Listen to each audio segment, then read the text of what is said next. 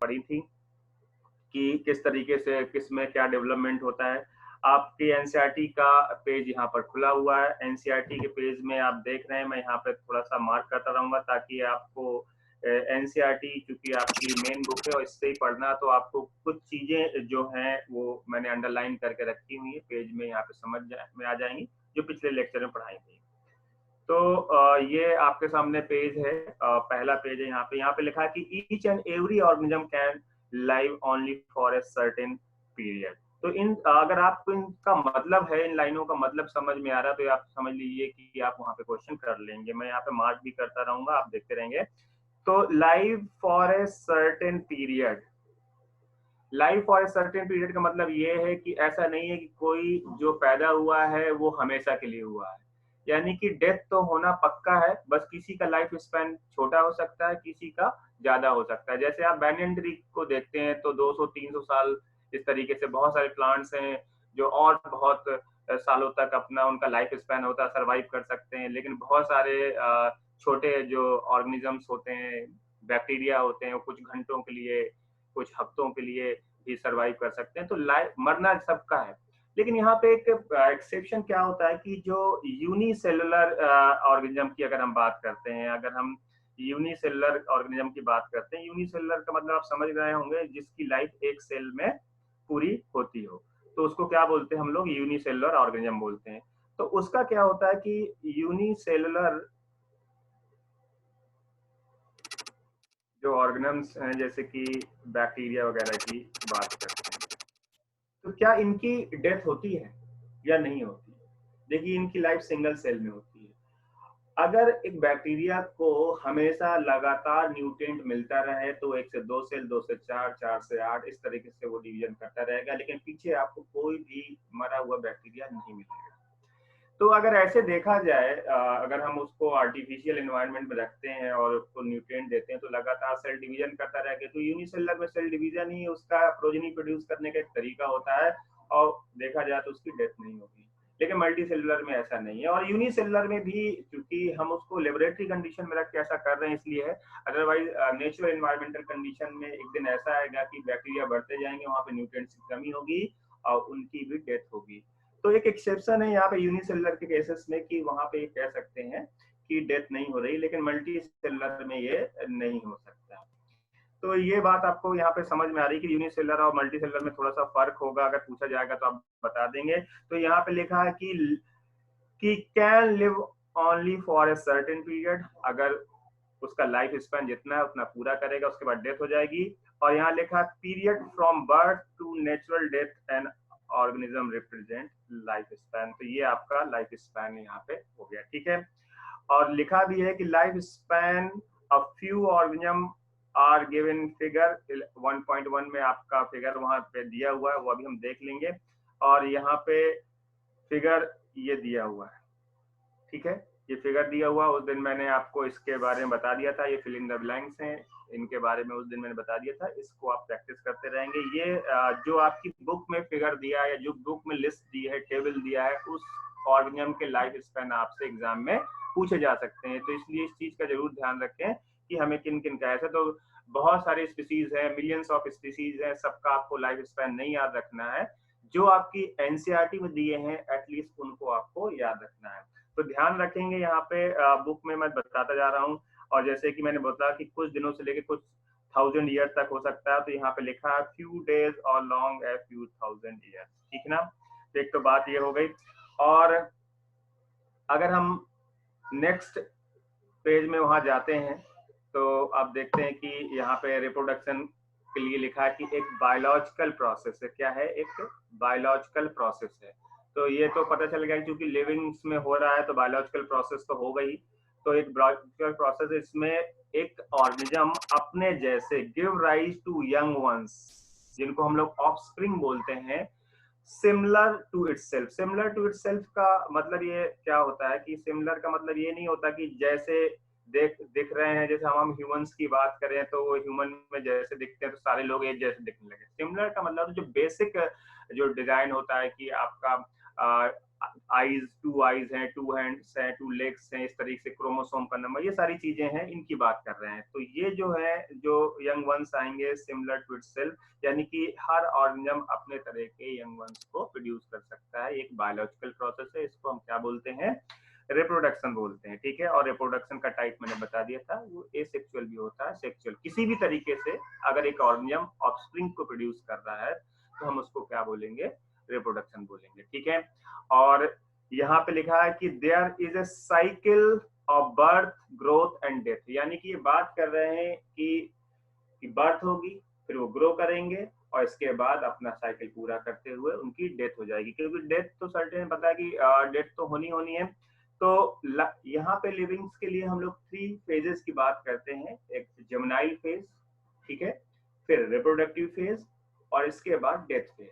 जेमिनाइल phase का period वो period है यानी कि रिप्रोडक्टिव फेज से पहले का। अगर हम एक प्लांट का एग्जांपल लेके चलते हैं तो एक प्लांट कब तक जेमिनाइल फेज में था, कब रिप्रोडक्टिव फेज में आया, कब सेंस फेज या डेथ फेज में चला गया, तो कैसे बताएंगे कि जैसे कि एक प्लांट ग्रो कर रहा है, जब तक उसमें फ्लावर्स नहीं आते हैं, अगर फ्लावरिंग प्लांट की बात करते हैं, जब तक उसमें फ्लावर्स नहीं आए हैं वो उसका जेमिनाइल फेज है। जिस दिन से उसमें फ्लावर्स आ जाएंगे और जब तक आते रहेंगे वो उसका रिप्रोडक्टिव फेज है। और जिस टाइम से जब से उसमें फ्लावर्स आना बंद हो जाएंगे यानी कि उसका लास्ट फेज स्टार्ट हो गया। इस तरीके से हम डिस्टिंग्विश कर सकते हैं डिफरेंट फेजेस पे, ठीक है।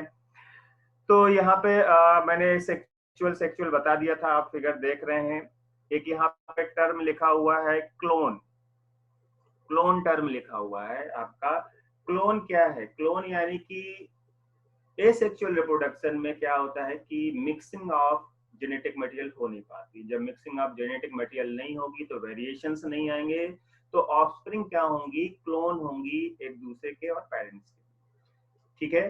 तो वो जेनेटिकली आइडेंटिकल होंगे। जब जेनेटिकली आइडेंटिकल होंगे, यहाँ पे लिखा हुआ है कि एसेक्सुअल रिप्रोडक्शन में लिखा हुआ कि अ सिंगल इंडिविजुअल, यानी कि यहाँ पे 2 पेरेंट्स की जरूरत नहीं, is capable of producing offspring.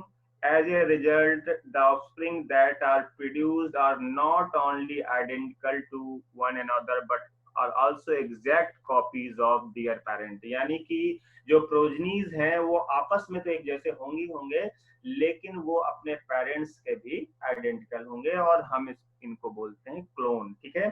तो ये सेक्सुअल रिप्रोडक्शन में ऐसा होता है। और ये क्लोन क्या है, clone is used to describe such morphologically and genetically similar individual, देखने में भी और उनके जो जेनेटिक मटेरियल यानी जीन्स वगैरह की बात करते हैं वो भी कैसे होंगे, सिमिलर होंगे। और ऐसे को हम लोग क्या बोलेंगे, क्लोन बोलेंगे। ईस्ट का यहाँ पे फिगर बना हुआ है। पहला यहाँ पे 4 फोटोज हैं, पेरेंट सेल है, उसके बाद आप देख रहे हैं कि cell division in unicellular organism. Yeast एक फंजाई की कैटेगरी में आता है और यूनिसेलुलर ऑर्गेनिज्म है। यहाँ पे बडिंग हो रही है, इसमें बाइनरी फिशन होता है, वो अमीबा में होता है। आगे उसका भी फिगर इन्होंने दिया हुआ है साइड में। तो अमीबा में इन्होंने दिखा रहे हैं कि ये देखिए बाइनरी फिशन हो रहा है, यहाँ पे एक अमीबा 2 में डिवाइड हो रहा है और लास्ट में 2 डॉटर अमीबी यहाँ पे बन के तैयार होंगे जो डेवलप होके मैच्योर बनेंगे। और नीचे यहाँ पे आप देख रहे हैं कि ये ईस्ट का दिया हुआ, ये भी यहाँ पे किस तरह से बर्ड के थ्रू यहाँ पे। तो ये 2 एग्जाम्पल आपके यहाँ पे दिए हुए हैं, बर्डिंग और बाइनरी फिशन, ठीक है।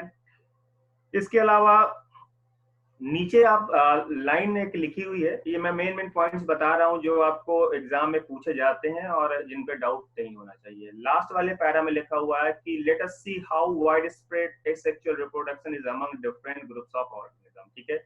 लिखा हुआ है sexual reproduction is common among single celled organism. तो एक बात तो हमें ये याद रखनी है कि एसेक्सुअल रिप्रोडक्शन कॉमन है कहाँ पे, सिंगल सेल्ड ऑर्गेनिज्म में। एक चीज ये याद रखनी है। एंड इन प्लांट्स, आपको पता है प्लांट्स में हम लोग कटिंग्स वगैरह लगा सकते हैं। प्लांट्स में जो प्लांट्स के पार्ट से नया प्लांट बन सकता है, एक टाइप का सेक्सुअल रिप्रोडक्शन है। और जो लोअर एनिमल्स हैं उनमें भी, जैसे अगर आपने नाम सुना हो, अगर आप फ्लैट वर्म्स पढ़ते हैं तो वहां पे प्लेनेरिया का नाम आता है। प्लेनेरिया के जितने पार्ट्स कर देते हैं उनसे हर पार्ट से नया प्लेनेरिया बन जाता है, ठीक है। तो यहाँ पे एनिमल्स में भी है जो सिंपल टाइप के होते हैं, जो एडवांस एनिमल्स हैं उनमें एसेक्सुअल रिप्रोडक्शन नहीं होता है। ठीक है, प्रोटिस्ट और मोनरेंस लिखा हुआ है। मोनरा और प्रोटिस्टा समझते हैं आप लोग। मोनरा आप जब आप किंगडम पढ़ते हैं, 5 किंगडम सिस्टम, वहां पे Monera, Protista, Fungi, Plantae, animal सब आता है। तो protist and monerans the organism और the parent cell divide by mitosis. Meiosis mitosis पढ़ते हैं, ठीक है। तो इनमें ध्यान रखना है कि जो पेरेंट सेल है वो कैसे डिवाइड करती है, माइटोसिस से, और into two give rise to new individuals. और फिगर आपका ऊपर बना हुआ है। दस इन दिस आप अमीबा का फिगर देखा, आपको प्रोटिस्ट में आता है, और लिखा in these organism cell division itself mode of reproduction. जैसे हमारे लोगों में अगर हम ह्यूमन की बात करते हैं या हायर ऑर्गेनिज्म की बात करते हैं, तो वहां पे सेल डिवीजन रिप्रोडक्शन नहीं है। रिप्रोडक्शन के लिए तो पता है आपको, गैमीट्स बनेंगे, फिर फ्यूजन होगा, फिर जाइगोट बनेगा। लेकिन यहाँ पे ये जो ऑर्गेनिजम्स हैं, सिंपल ऑर्गेनिजम्स हैं, इनमें सेल डिवीजन ही एक तरह का रिप्रोडक्शन है। एक सेल से 2 सेल बन जाएंगे क्योंकि ये यूनिसेलुलर है, और यानी कि 2 प्रोजेनी बन जाएंगे। तो इसीलिए यहाँ पे लिखा हुआ है कि in these organism cell division is itself mode of reproduction. ठीक है, अगर हम नेक्स्ट पेज की तरफ देखते हैं तो यहाँ पे 4 फिगर बने हुए हैं। यहाँ पे जो ये 4 फिगर बने हुए हैं, इनके नाम नीचे लिखे हुए हैं। एक सेक्सुअल रिप्रोडक्शन के स्ट्रक्चर दिए हुए हैं। ये क्या दिए हुए हैं कि जू स्पोर ऑफ क्लेमाइडोमोनास। क्लेमाइडोमोनास में क्या होते हैं, जू स्पोर होते हैं, ठीक है। और कोनिडिया पेनिसिलियम में होता है, पेनिसिलियम आप जानते हैं। हाइड्रा में बर्ड्स दिया हुआ, और जिस जेम्यूल की मैं बात कर रहा था, ये जेम्यूल का फिगर बना हुआ है। यहाँ पे अंदर ये जो हाइड्रा है, ये जो स्पंज है, इसमें अंदर बड है, इंटरनल बड है, और जब फेवरेबल कंडीशन होती है तो ये नए स्पंज में कन्वर्ट हो जाता है। हाइड्रा में आप देखिए ये बर्ड निकल रही है, ये बाहर है, एक्सटर्नल बर्ड है। कुछ टाइम बाद ये पेरेंट बॉडी से अलग होके न्यू हाइड्रा में कन्वर्ट हो जाएगी। ठीक है, तो ये यहाँ पे कुछ फिगर में दिया हुआ किस तरीके से स्ट्रक्चर्स हैं एसेक्सुअल रिप्रोडक्शन के लिए। और नीचे लिखा हुआ है कि many single celled organism reproduce by binary fission, मैं बता चुका हूँ आपको। ठीक है, और यहाँ पे cell divides into 2 halves and each rapidly grows into adult. ये सारी चीजें हम पढ़ चुके हैं पहले। ठीक है, हम पढ़ चुके हैं बर्ड्स के बारे में, हम पढ़ चुके हैं जो सिस्ट फॉर्मेशन होता था उसको हम इंसेस्टेशन बोलते थे। उसके बाद फेवरेबल कंडीशन में स्पोरिलेशन हो जाता था और बहुत सारे नए ऑर्गेनिज्म प्रोड्यूस हो जाते थे। एग्जाम्पल दिया था हमने प्लाज्मोडियम का, अमीबा का। तो ये चीजें हमने पढ़ ली। और यहाँ देखिए कुछ यहाँ पे वेजिटेटिव, कल एक बच्चा पूछ रहा था कि वेजिटेटिव प्रोपेग्यूल्स क्या होते हैं। तो अब आप देख लीजिए, यहाँ पे फिगर बने हुए हैं, एक पोटैटो का, जिंजर का, ठीक है। इसके बाद आपका यहाँ पे बुलबुल बना हुआ है, जिस आगे का जो है सी वाला फिगर है। डी आपका ब्रायोफिल्लम है, और ई जो है वो ऑफसेट टाइप है जो हाइसिंथ में पाया जाता है। आप ये वाटर का प्लांट है, ठीक है। तो ये वेजिटेटिव प्रोपेग्यूल्स हैं, ये जो आप देख रहे हैं, मैं यहाँ पे मार्क कर रहा हूँ। पहले हम पोटैटो को देखते हैं, ठीक है। ये जो बर्ड्स निकल रहे हैं, ये जो नोट्स निकल रहे हैं, ये जो बर्ड्स निकल रहे हैं आप देख रहे हैं यहाँ पे। और इसके बाद आप यहाँ पे देख रहे हैं, ये पार्ट देख रहे हैं, ये सब क्या है, ये प्रोपेग्यूल्स हैं। ये अभी आप ब्रायोफिल्लम का फिगर देख रहे हैं, वहां पे छोटे छोटे प्लांटलेट्स दिख रहे हैं, एडवेंटिशियस बर्ड्स दिख रहे हैं, ठीक है ना। तो ये क्या होंगे, टाइम में पेरेंट प्लांट से अलग होंगे और नया प्लांट बनाएंगे, ठीक है। और इन जिनकी वजह से ये नया प्लांट बन रहा है, इनको हम वेजिटेटिव प्रोपेग्यूल्स बोलते हैं। तो ये है आपके प्रोपेग्यूल्स, ठीक है। यहाँ पे लिखा है, नीचे आप आते हैं, फिगर के नीचे एक पैरा दिया हुआ है, ये पैरा दिया हुआ है। यहाँ पे लिखा हुआ कि member of kingdom fungi and simple plants like algae reproduce through special asexual reproduction. अब इन्होंने बात करी है कि स्पेशल एसेक्सुअल रिप्रोडक्टिव स्ट्रक्चर्स की। तो उन स्ट्रक्चर्स का नाम क्या है ये भी पूछ सकते हैं, जैसे कि मोस्ट कॉमन है जूस्पोर, ठीक है। that usually are microscopic motile structure। तो अब हमको एक बात ध्यान रखनी है कि जो जूस्पोर हैं वो बहुत छोटे हैं, इसलिए लिखा हुआ है माइक्रोस्कोपिक, और मोटाइल है। तो पूछ सकते हैं भाई जूस्पोर मोटाइल होते हैं कि नॉन मोटाइल होते हैं, तो हम बता सकते हैं हमारी बुक में लिखा हुआ है कि ये माइक्रोस्कोपिक और मोटाइल स्ट्रक्चर होते हैं। ठीक है। दूसरे अदर कॉमन है sexual reproductive structure are conidia, किसमें पाया जाएगा? पेनिसिलियम में, बर्ड्स, हाइड्रा में, जेम्यूल्स, स्पंजेस में मैंने बताया। तो इन चीजों पे ध्यान रखना। इन्होंने देखिए बुक में उसको डार्क भी कर रखा हुआ है। तो जो पॉइंट्स होते हैं जिन पे हमारा रिवीजन के टाइम पे ध्यान जाना चाहिए वो यही पॉइंट हैं। और यहाँ पे लिखा है कि while in animals other simple organisms the term asexual used unambiguously, in plant the term vegetative reproduction frequently used। ठीक है। In plant the unit of vegetative propagation, जैसे यहाँ पे रनर दिया हुआ, राइजोम दिया हुआ, सकर दिया हुआ, ट्यूबर, ऑफसेट, बल्बिल। हालांकि जो आप आगे के चैप्टर में जो मॉर्फोलॉजी ऑफ प्लांट में इनके बारे में डिटेल में पढ़ेंगे, ये टाइप है किस तरीके से वेजिटेटिव प्रोपोगेशन हो सकता है प्लांट्स में, उनके यहाँ पे टाइप्स दिए हुए हैं। ठीक है। और इनके क्या क्या वेजिटेटिव प्रोपोग्यूल्स होते हैं, जो कुछ एग्जाम्पल हमने ऊपर वाले फिगर में देखे हैं, और आगे जो मॉर्फोलॉजी का चैप्टर आएगा वहां पे देखेंगे। ठीक है। नेक्स्ट आ जाते हैं हम लोग। सारी चीजें चूंकि हमें एनसीईआरटी में क्लियर होनी चाहिए, नेक्स्ट पार्ट में आ जाते हैं हम लोग। देखिए यहाँ पे लिखा हुआ है फ्रेगमेंटेशन। मैंने कल फ्रेगमेंटेशन के बारे में बताया था कि बॉडी एक से ज्यादा पार्ट्स में डिवाइड हो जाती है और हर पार्ट एक नए इंडिविजुअल में कन्वर्ट हो जाता है, डेवलप हो जाता है। ठीक है। तो ये फ्रेगमेंट है। हाइड्रा में ऐसा एग्जाम्पल है आपका यहाँ दिया है, और कुछ एग्जाम्पल मैरीन वॉर्म्स के भी मैंने बताए थे। ठीक है। इसके बाद यहाँ पे लिखा हुआ है एक टर्म टेरर ऑफ बंगाल। ठीक है। ये क्या है? एक्चुअली क्या है कि जो वाटर बॉडीज हैं, वाटर बॉडीज कोई भी हो सकता है, पॉन्ड हो सकता है, रिवर हो सकता है, लेक हो सकता है, सी हो सकता है। तो इन वाटर बॉडीज में एक प्रॉब्लम है। आपने एक नाम सुना होगा, हिंदी में हम लोग उसको जलकुंभी बोलते हैं, वैसे हम उसको वाटर वाटर हाइसेंथ बोलते हैं। तो एक वाटर हाइसेंथ का जो फ्लावर होता है एक पर्पल कलर का, देखने में काफी अच्छा होता है, इसलिए इसको इंट्रोड्यूस किया गया था कि ये देखने में काफी अच्छा है। लेकिन प्रॉब्लम ये खड़ी हो गई कि ये एसेक्सुअली बहुत रैपिड मल्टीप्लिकेशन करता है, और उस कम टाइम में पूरे पानी में ये इतने ज्यादा प्रोड्यूस हो जाते हैं कि ये जो वहाँ फिशेस हैं, जो वाटर में जो एक्वाटिक एनिमल्स हैं, उनके लिए प्रॉब्लम क्रिएट कर देते हैं। क्या प्रॉब्लम क्रिएट कर देते हैं कि ये वहां पे ऑक्सीजन की कमी कर देते हैं, क्योंकि इनका नंबर बढ़ेगा तो इनको ऑक्सीजन की जरूरत होगी, और जिससे क्या होगा कि जो वहां पे फिशेस हैं उनकी डेथ होने लगती है। तो टेरर ऑफ बंगाल का क्या है कि you must have heard about the scourge. का मतलब होता है कि स्कॉर्च का मतलब होता है कि जो ट्रबल, जो परेशानी प्रोड्यूस करे, जो परेशानी पैदा कर दे कहीं पे, वो है। तो of water bodies about the terror of Bengal, this nothing but the aquatic plant water hyacinth. यहाँ पे लिखा हुआ water hyacinth which is one of the most invasive weed. ये एक वीड है, बहुत जल्दी ग्रो करता है।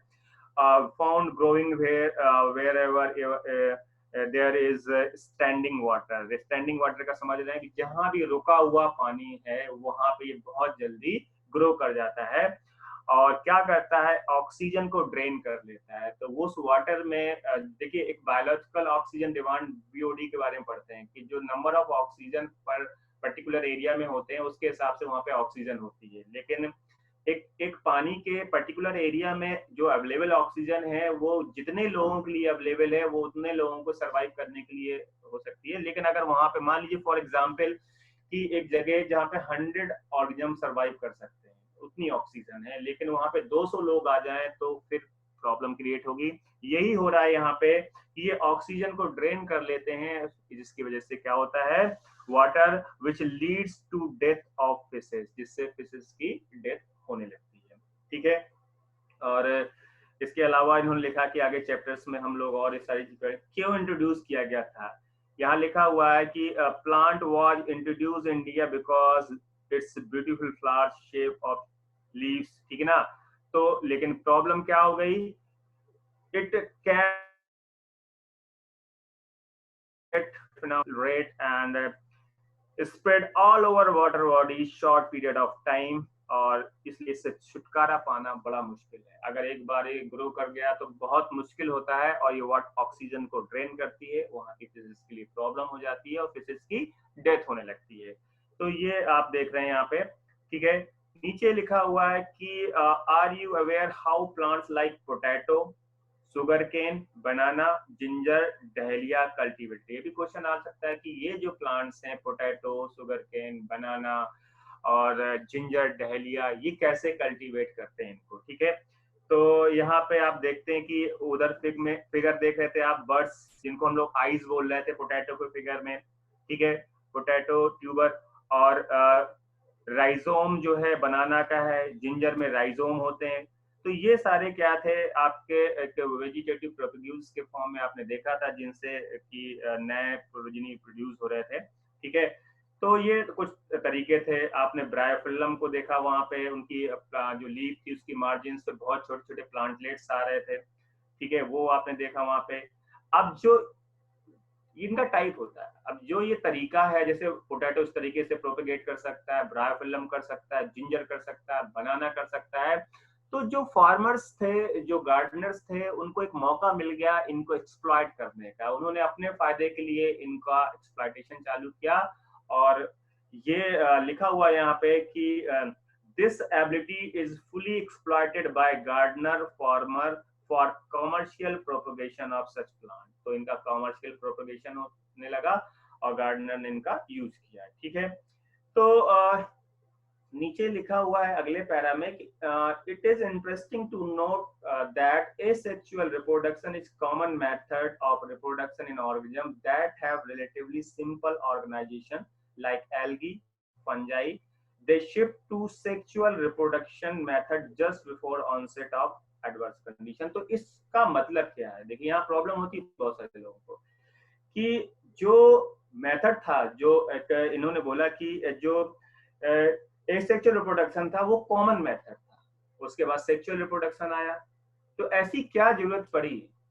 क्योंकि कंडीशन एक जैसी नहीं, एनवायरमेंट्स में चेंजेस हुए। जब एनवायरमेंट्स में चेंजेस हुए, एडवर्स कंडीशंस आने लगी, तो जो एसेक्सुअल रिप्रोडक्शन का मोड्स था, ऑर्गेनिजम्स ने सेक्सुअल मोड ऑफ रिप्रोडक्शन भी अपनाया। तो वही यहाँ पे लिखा है कि algae, fungi and they shift, लिखा हुआ है, to sexual method of reproduction just before onset of adverse condition. हमें पता है कि हमारे एनवायरनमेंट में जिस तरह की कंडीशन होती है, हम अपने आप को उस तरह से ढाल लेते हैं, अडॉप्ट कर लेते हैं, अगर सरवाइव करना है। आपने नेचर सिलेक्शन पढ़ा है, अगर जिनको सरवाइव करना है उन्हें नेचर के हिसाब से अपने आप को चेंज करना पड़ेगा। अगर वो नहीं चेंज करेंगे तो वो क्या होगा, इस बायोस्फीयर से खत्म कर दिया जाएगा। तो अगर नेचर के हिसाब से अपने आप को मॉडिफाई करते हैं, चेंज करते हैं, तो नेचर सिलेक्शन होगा, हम सरवाइव करेंगे। अगर नहीं करेंगे तो वो पर्टिकुलर स्पीसीज जो ऐसा नहीं कर पा रही है वो एग्जिस्ट नहीं करेगी। तो वही बात यहाँ लिखी है कि हार्श कंडीशंस आने से पहले यहाँ पे चेंजेस हुए और सेक्सुअल मोड ऑफ रिप्रोडक्शन इन्होंने अपनाया, ठीक है। नीचे लिखा है कि on the other hand only sexual mode of reproduction present in most of animal. तो ज्यादातर जो एनिमल हैं हायर कैटेगरी के हैं, उनमें सिर्फ सेक्सुअल मोड ऑफ रिप्रोडक्शन ही पाया जाता है। आप देखेंगे ह्यूमंस में कहीं भी सेक्सुअल मोड ऑफ रिप्रोडक्शन आपको देखने को नहीं मिलेगा, ठीक है। तो एक तो ये बात थी। और यहाँ पे लिखा हुआ है कि जहाँ पे आप देख रहे हैं सेक्सुअल रिप्रोडक्शन हेडिंग है 1.2, आपको लिखा हुआ है कि sexual reproduction involves formation of male and female gamete, बता चुके हैं। और ये भी बता चुके हैं एक ही पेरेंट बना सकता है या दो अलग अलग पेरेंट बना सकते हैं, यानी कि यूनिसेक्सुअल और बाइसेक्सुअल की हमने बात करी थी। आइदर बाय सेम इंडिविजुअल और by different individual of the opposite sex. Male female अलग अलग वो लोग बना सकते हैं, लेकिन अगर कोई बाइसेक्सुअल है, जैसे कि अर्थवर्म का अगर हम एग्जाम्पल देते हैं, अगर वो बाइसेक्सुअल है तो वो भी बना सकते हैं, अलग अलग होने की जरूरत नहीं है, ठीक है।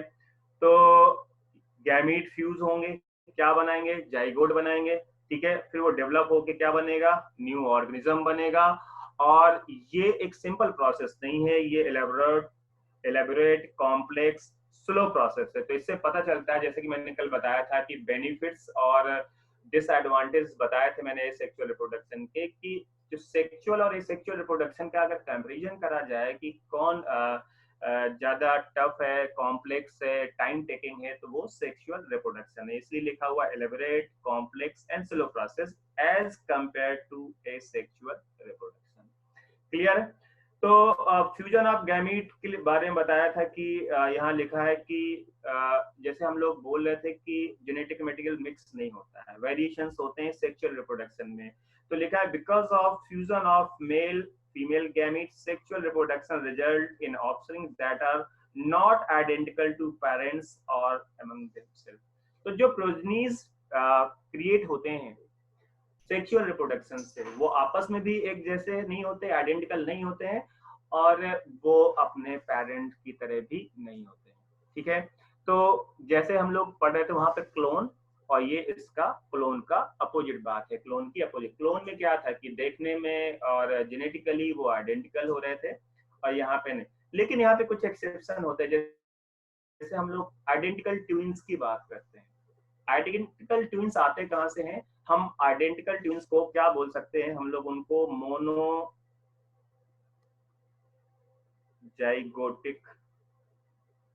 ट्विंस भी बोलते हैं। मोनोजाइगोट का मतलब जब एक जाइगोट से ही बनते हैं।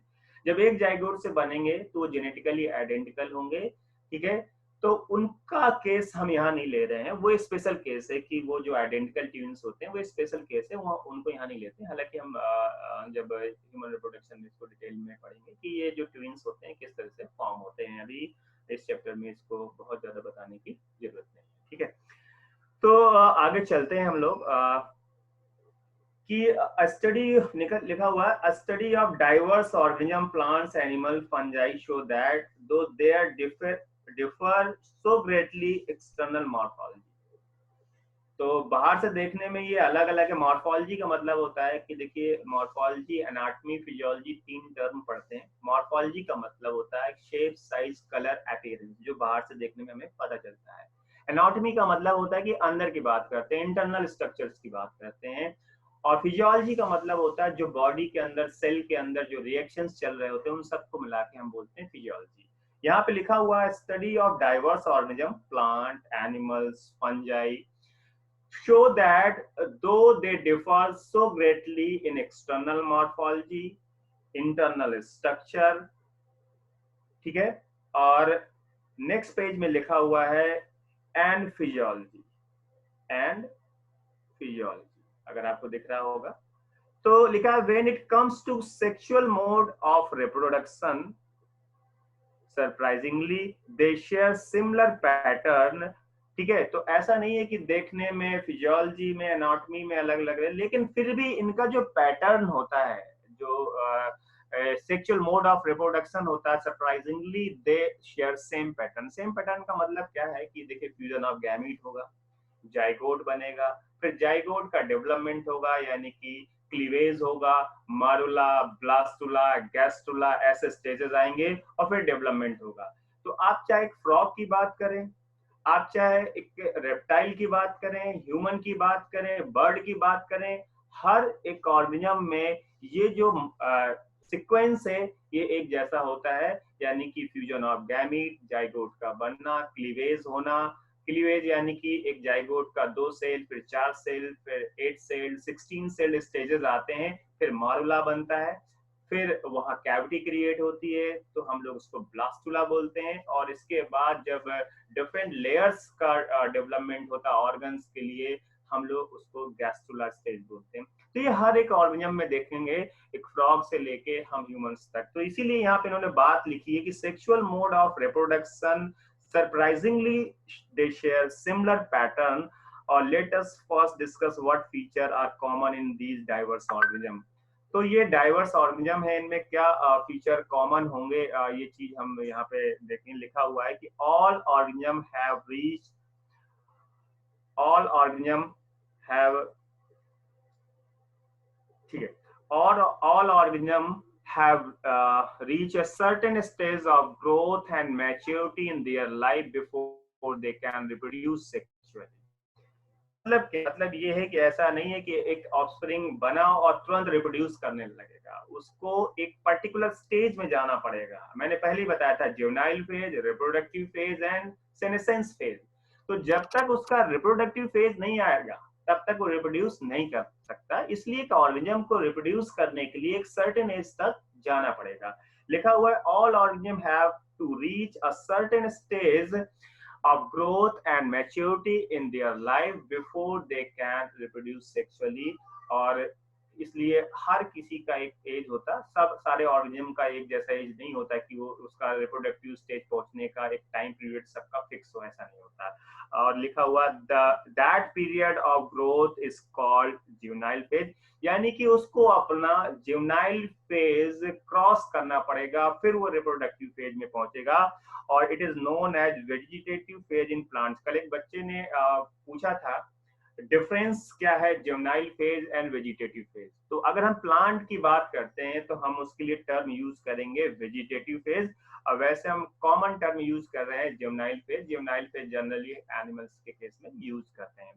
तो ये भी एक फर्क हमें पता चल रहा है यहाँ से कि देखिए, ये मत सोचिए कि आपका एक बहुत अच्छा नोट्स बना बनाया दे दिया जाएगा तो आपकी पढ़ाई बहुत अच्छी हो जाएगी।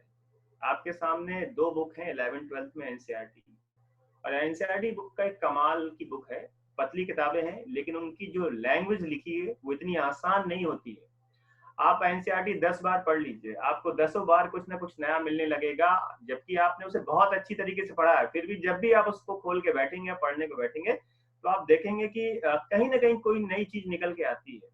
तो यही बात है, अगर आप एनसीईआरटी की एक एक लाइन को, एक एक पैरा को, उसके जो वर्ड्स दिए हैं, उसमें जो सेंटेंसेस दिए हैं, उनको अगर अच्छे से समझ सकते हैं तो समझ लीजिए कि आपको सब्जेक्ट में कंट्रोल हो रहा है।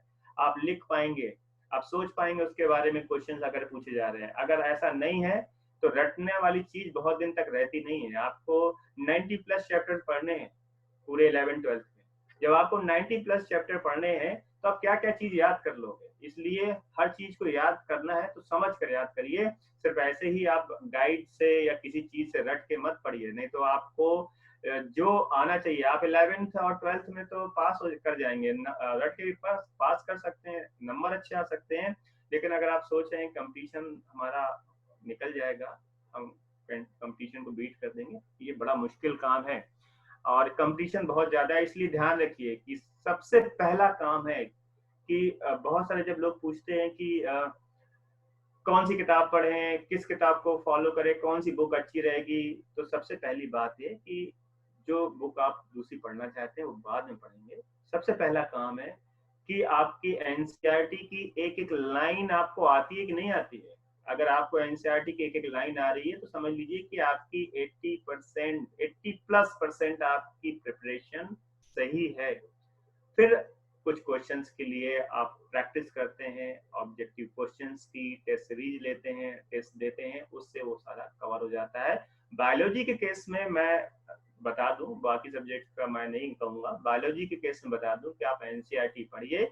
लेकिन चूंकि एनसीईआरटी पढ़ना इतना आसान नहीं है, इसलिए आपको कोचिंग करनी होती है। और इसलिए हम क्या कर रहे हैं कि मैं इसलिए एनसीईआरटी के, चूंकि ये सिंपल चैप्टर है तो क्वेश्चन एक दो आ जाते हैं, तो मैं इसको एक एक लाइन का जो मतलब है वो बता दूं।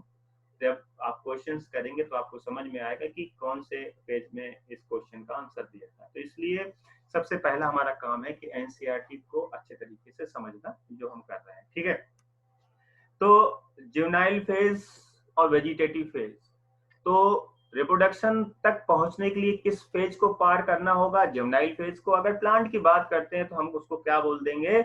हम उसको वेजिटेटिव टर्म यहाँ पे यूज करेंगे। ये देखिए मैंने इसको सर्कल करा हुआ, ज्यूनाइल फेज को और वेजिटेटिव फेज को। ठीक है, तो एक तो बात ये हो गई। यहाँ पे आगे चलते हैं, क्या लिखा हुआ है कि this phase is variable duration in different organism, यानी कि मैंने जैसा कि बताया कि ये जो फेज है ये हर एक ऑर्गेनिज्म में एक फिक्स टाइम का नहीं होता कि सब में इतने दिन का, इतने महीने का, इतने साल का होगा, ऐसा नहीं। ये डिपेंड करता है ऑर्गेनिज्म के ऊपर। ठीक है, नीचे लिखा है द एंड ऑफ ज्यूनाइल और वेजिटेटिव, ऑब्लिक करके लिखा हुआ, देखिए तो अब आप क्लियर हो गया।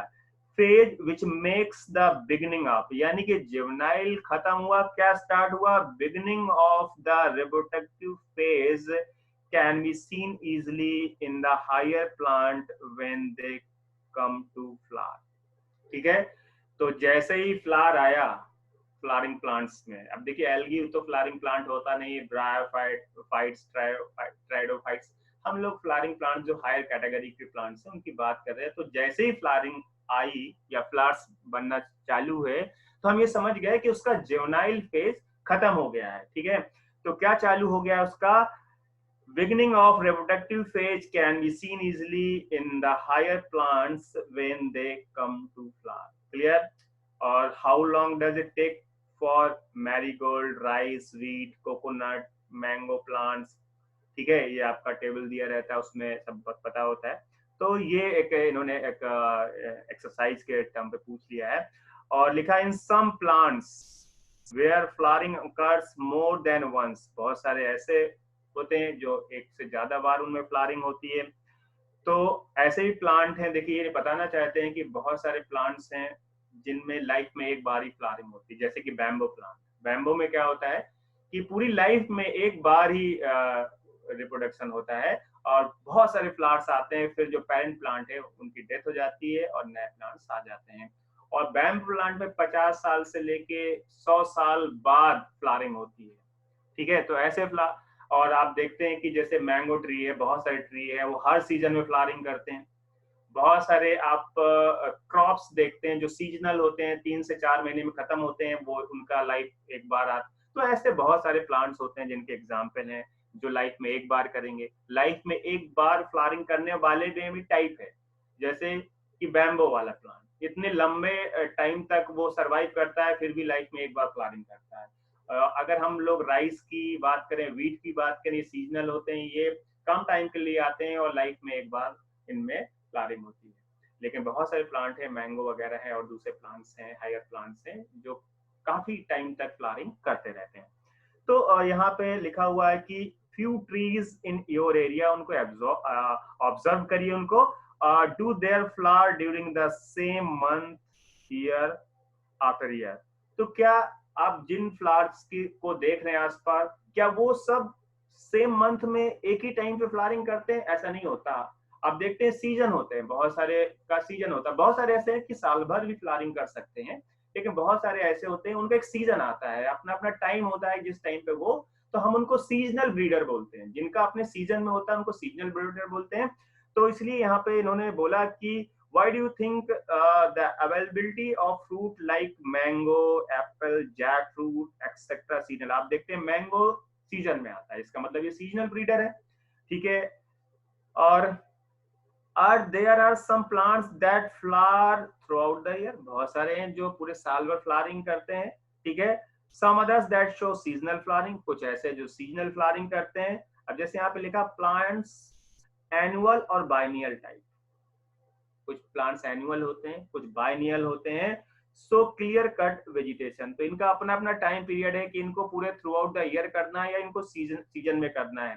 ठीक है, और लिखा हुआ है कि annual and biennial type so clear cut vegetative reproductive and senescence phases, इनका अपना फेज होता है। ठीक है, but the perennial species, perennial is very difficult, क्योंकि पेरिनियल क्या होता है, लंबे समय तक फ्लावरिंग करता रहता है, लंबे समय तक इसका फेज रहता है, इसलिए उसके बारे में बताना जरूरी है।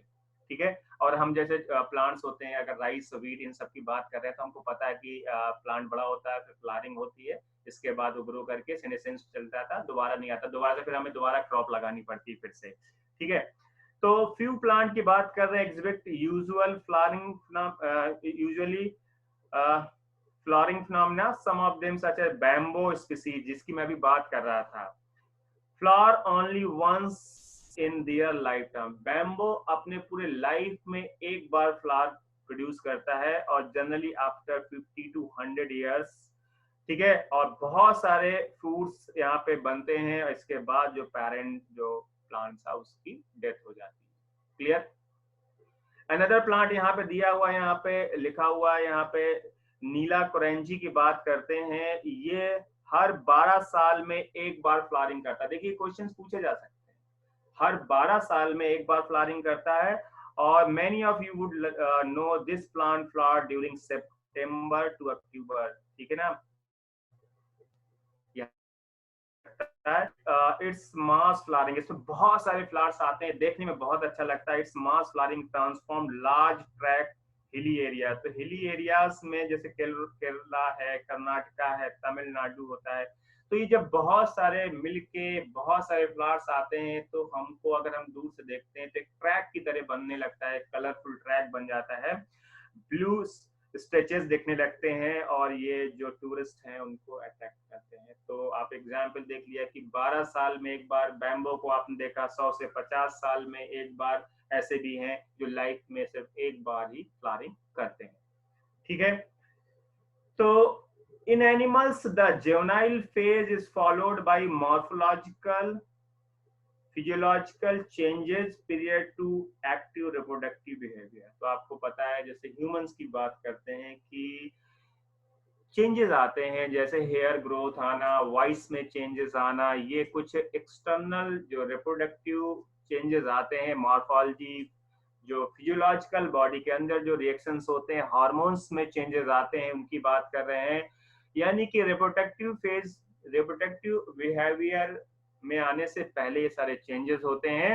और रिप्रोडक्टिव फेज होता है ये भी वेरिएबल होता है, सब में एक ही टाइम का, सेम पीरियड का हर एक ऑर्गेनिज्म में नहीं होते हैं. डिफरेंट ऑर्गेनिज्म का रिप्रोडक्टिव फेज भी डिफरेंट होता है. ठीक है, तो मेरे ख्याल से आपको ये सारी लाइनें समझ में आ रही होंगी. और अगर आपको ये लाइनें समझ में आ रही है, इनका मतलब समझ में आ रहा है, तो आपके लिए बहुत आसान होगा आंसर करना. जब हम प्रैक्टिस करेंगे तो आपको पता चलेगा कि ये देखिए कहाँ से ये वाला क्वेश्चन पूछा गया है. नीचे आते हैं, लिखा among the animal, for example birds दिया हुआ है. ये क्या करते हैं? एग लेइंग करते हैं. बर्ड्स एग लेइंग करते हैं, हम लोग उनको क्या बोलते हैं? ओविपेरस. जो यंग वंस को बर्थ नहीं देंगे, क्या करेंगे? एग लेइंग करेंगे, फिर वो एक डेवलप होगा, फिर हैचिंग होगी, हम उनको ओविपेरस बोलते हैं. तो they lay eggs all through the year, throughout the year, बहुत सारे की साल भर देते हैं, और सीजनल भी होते हैं बहुत सारे. अब देखिए, आप पोल्ट्री फार्म की बात करें तो साल भर एग्स आते हैं वहां पे, तो यानी कि वहां पे हमने कुछ चेंजेस किए होंगे, कुछ हार्मोनल, कुछ इस तरह के. लेकिन जो नेचुरल उसमें देखा जाए, बर्ड्स को देखा जाए, जंगल में इस तरह से देखा जाए, उनका एक सीजन होता है, हम उनको सीजनल ब्रीडर बोलते हैं. ठीक है, तो seasonal phenomena. What about other animals like frog, lizard, यहाँ दिया हुआ है और लिखा हुआ you will notice that birds living in nature. जैसे कि मैं बात कर रहा था कि जो नेचुरल हैबिटेट में, जंगल में, पालतू नहीं है, डोमेस्टिक नहीं है, तो क्या होगा? Birds living nature lay eggs only seasonally, वो सीजनल ब्रीडर कहलाएंगे. However, birds in captivity, यानी कि जिनको हमने पोल्ट्री फॉर्म में रखा हुआ है, as poultry farm can be made to lay eggs throughout the year. ठीक है, वो साल भर एग दे रहे हैं. और in this case laying eggs is not related to reproduction but is a commercial exploitation for human welfare. तो इस केस में, पोल्ट्री के केस में, जहां through out the year birds egg laying कर रहे हैं, तो ये क्या है? हम इसको रिप्रोडक्शन से रिलेटेड नहीं मानेंगे, ये कॉमर्शियल एक्सप्लॉयटेशन है. ठीक है ना, और ये ह्यूमन के लिए, हम अपने लिए इसका एक्सप्लॉयटेशन कर रहे हैं. जिस तरह से बहुत सारी चीजों को हमने केमिकल ट्रीटमेंट देके या कुछ जेनेटिक मॉडिफिकेशन करके अपने फायदे के लिए करा हुआ है, तो ये रिप्रोडक्शन से रिलेटेड नहीं है. ये लाइन ध्यान रखना है. The females of placental mammals, आप देखते हैं कई तरह के लोग होते हैं, एग लेइंग होते हैं. कुछ जो मैमल्स होते हैं उनमें अगर हम आ जाते हैं तो वहाँ पे प्लासेंटा की बात करते हैं. जो यंग वन जो डेवलप कर रहा है, उसको जो नरिशमेंट मिलता है वो किसके थ्रू मिलता है? प्लासेंटा के थ्रू मिलता है. तो ऐसे लोगों को हम लोग प्लासेंटल एनिमल्स बोलते हैं, और ये जो होता है ये मैमल्स में होता है. तो females of placental mammal exhibit cyclic changes in the activities of ovaries and accessory duct as well as hormone during reproductive phase. तो आप जब ह्यूमन रिप्रोडक्शन पढ़ेंगे तो वहां पे देखेंगे साइक्लिक चेंजेस आते हैं. आप मेंस्ट्रुअल साइकिल के बारे में पढ़ेंगे, ठीक है ना, और एस्ट्रस साइकिल के बारे में. ओस्टस वहां पे देखिए नीचे लिखा भी है आपका कि 2 साइकिल लिखी है, ओस्टस साइकिल, मेंस्ट्रुअल साइकिल. तो ये क्या है? ये फेजेस हैं, ये साइक्लिक चेंजेस हैं ड्यूरिंग द रिप्रोडक्शन. जो नॉन प्राइमेट्स होते हैं, नॉन प्राइमेट्स जैसे कि डॉग, काऊ, बेफेलो, ये सब, ये क्या है, ये नॉन प्राइमेट्स हैं। इनका जो साइकिल होता है हम उसको ओयस्टर साइकिल बोलते हैं, या पीरियड ऑफ हीट बोलते हैं। यहाँ नहीं लिखा हुआ है लेकिन मैं बता दूं आपको। और जो प्राइमेट्स होते हैं इंक्लूडिंग ह्यूमंस, जैसे मंकी, चिंपैंजी, इंक्लूडिंग ह्यूमंस, ये प्राइमेट्स इंक्लूडिंग जो ह्यूमंस हैं, इनका जो साइकिल होता है रिप्रोडक्टिव फेज के टाइम, उस साइकिल को हम लोग मेंस्ट्रुअल साइकिल बोलते हैं। और ह्यूमन रिप्रोडक्शन में इसको डिटेल में पढ़ेंगे। इसमें जो हार्मोन इन्वॉल्व है उसको भी हम वहाँ डिटेल में पढ़ेंगे। तो यहाँ पे लिखा हुआ है ओस्टस साइकिल के बारे में, मेंस्ट्रुअल साइकिल के बारे में, ठीक है। और मैंने बता दिया कि ओस्टस जो होगा वो नॉन प्राइमेट्स में होगा, जो मेंस्ट्रुअल होगा वो प्राइमेट्स में होगा, इंक्लूडिंग ह्यूमंस। प्राइमेट्स यानी कि चिंपैंजी, गोरिल्ला, ओरेंगुटान, मंकी, ये सब, ठीक है। Many mammals, especially those living in natural wild conditions, exhibit such cycle only during favorable season. तो जो नेचुरल हैबिटेट में होते हैं उनका एक सीजन होता है इस साइकिल का, थ्रू आउट द ईयर नहीं होता। जैसे ह्यूमन में कभी भी इस मेंस्ट्रुअल साइकिल का कोई एक सीजन फिक्स नहीं है। तो एवरी मंथ यहाँ पे आप देखते हैं कि साल में 12 महीने होते हैं और 2 ओवरीज होते हैं, और हर ओवरी अल्टरनेट करके एक एक एक बनाते रहते हैं। तो एक साल में 12 एग्स बनते हैं, तो थ्रू आउट द ईयर है। लेकिन डॉग्स में, कैट्स में, इन सब में आप देखेंगे कि ये सब सीजनल होगा, ठीक है। तो वही बात यहाँ लिखी है कि वाइल्ड कंडीशंस की अगर बात करेंगे, exhibit such cycle only during the favourable season, ठीक है, जो भी जिसका फेवरेबल सीजन हो इन दियर रिप्रोडक्टिव फेज, ठीक है। तो उनका जो रिप्रोडक्टिव फेज है सीजन के हिसाब से वहां पे ये मैनेज करते हैं। तो हम उनको क्या बोलते हैं, हम उनको बोलते हैं सीजनल ब्रीडर्स। उनको क्या बोलते हैं हम लोग, सीजनल ब्रीडर्स बोलते हैं। बात समझ में आ रही है? इसके बाद आपको मौका मिलेगा कि आप पूछ सकते हैं, ठीक है। और ध्यान रखिए, जिन जिन चीजों को अंडरलाइन कर रहे हैं 11th वाले स्टूडेंट्स खासकर इस बात को ध्यान रखें, जिन जिन चीजों को अंडरलाइन कर रहे हैं। मैंने पहले से ही कर रखा कि टाइम आपका बचे तो आप इसका स्क्रीनशॉट ले सकते हैं। और उसके मैंने देखिए काफी ज्यादा अंडरलाइन करा हुआ, लेकिन उसके बाद हाईलाइटर का इस्तेमाल करते हैं कि अंडरलाइन करने के बाद ये इसलिए किया कि इतना सब तो हमें एक बार में पढ़ना ही पढ़ना है, लेकिन जब हम दोबारा रिवीजन करेंगे तो जो हाईलाइट करके रखा हुआ सिर्फ उनको देखने की जरूरत पड़ती है, फिर हमारा टाइम रिवीजन में कम लगता है। तो इसीलिए मैं ये कर रहा हूँ। फेज एंड यहाँ पे सीजनल ब्रीडर्स हो गए जो सीजन के हिसाब से करेंगे। लिखा many other mammals are reproductively active throughout their reproductive phase and these are called continuous breeder. तो दो टर्म यहाँ पे समझ में आते हैं। एक सीजनल ब्रीडर समझ में आता है जो साल भर एक्टिव रहते हैं, उनको हम लोग कंटीन्यूअस ब्रीडर बोलते हैं, ठीक है। तो अब लिखा है कि यहाँ पे that we all grow old. तो हमें कैसे पता चलता है कि हम ग्रो कर रहे हैं, क्योंकि हमारे अंदर चेंजेस आते हैं। If we live long enough is something that we recognise, but what is meant by growing old? ये ग्रोइंग ओल्ड का मतलब क्या है? The end of reproductive phase. देखिए, अगर हम एक ही फेज पे रुके हुए हैं, यानी कि हम कुछ नहीं कर रहे, हम कोई ग्रोथ नहीं कर रहे, एक जगह रुके हुए हैं, लेकिन आप देख रहे हैं एक पहले जुवेनाइल फेज था, फिर रिप्रोडक्टिव फेज आया, इसके बाद जो है आपका एंड ऑफ रिप्रोडक्टिव फेज हो गया। इसका मतलब कि हमारे अंदर चेंजेस हो रहे हैं टाइम के साथ, ठीक है। तो क्या हुआ, the end of reproductive phase can be considered as one of the parameter of senescence और ओल्ड एज, ठीक है। क्योंकि आप देख रहे हैं कि जब आपका रिप्रोडक्टिव फेज का एंड हो गया है तो ये बताता है कि आप ग्रो कर रहे हैं, आपका टाइम बढ़ रहा है, आपका एज बढ़ रहा है। तो इसीलिए लिखा सेनेसेंस या डेथ फेज या ओल्ड एज की तरफ जा रहे हैं, ठीक है। और देयर आर लिखा है concomitant change in the body. आप देखते हैं चेंजेस आते हैं लाइक स्लोइंग मेटाबॉलिज्म। जैसे जैसे हमारी एज होती जाती है हमारी जो एक्टिविटीज हैं वो स्लो होने लगती है, हमारा जो मेटाबॉलिज्म है वो स्लो होने लगता है, ठीक है। तो यही बात इन्होंने बोली, जैसे कि एग्जाम्पल दिया है मेटाबॉलिज्म का, यहाँ पे एग्जाम्पल दिया हुआ है, ठीक है। और during this last phase of life span old age ultimately leads to death. तो पहले ही बता दिया था मैंने कि ऐसा नहीं है कि जो आया है पैदा होके वो हमेशा के लिए यहाँ रहेगा, मरना है एक दिन, यानी कि डेथ फेज तो आना ही आना है। और टाइम पीरियड अलग अलग हो सकता सकता है। अगर नेचुरली देखा जाए, पैरट और क्रो का कंपैरिजन करते हैं तो एक क्रो होता है वो 15 से 20 साल 18 साल तक जिंदा रह सकता है, पैरट 150 साल तक जिंदा रह सकता है। यानी क्रो को अपना ये टाइम पूरा करने के बाद डेथ फेज में जाना है, पैरट को अपना टाइम पूरा करने के बाद डेथ फेज में जाना है। तो डेथ तो दोनों की हो रही है बट टाइम पीरियड अलग अलग है, इसलिए अलग अलग ऑर्गेनिज्म में फेजेस भी अलग अलग होते हैं। ठीक है, अब लिखा हुआ in both plants and animals hormones are responsible for transition between three phase.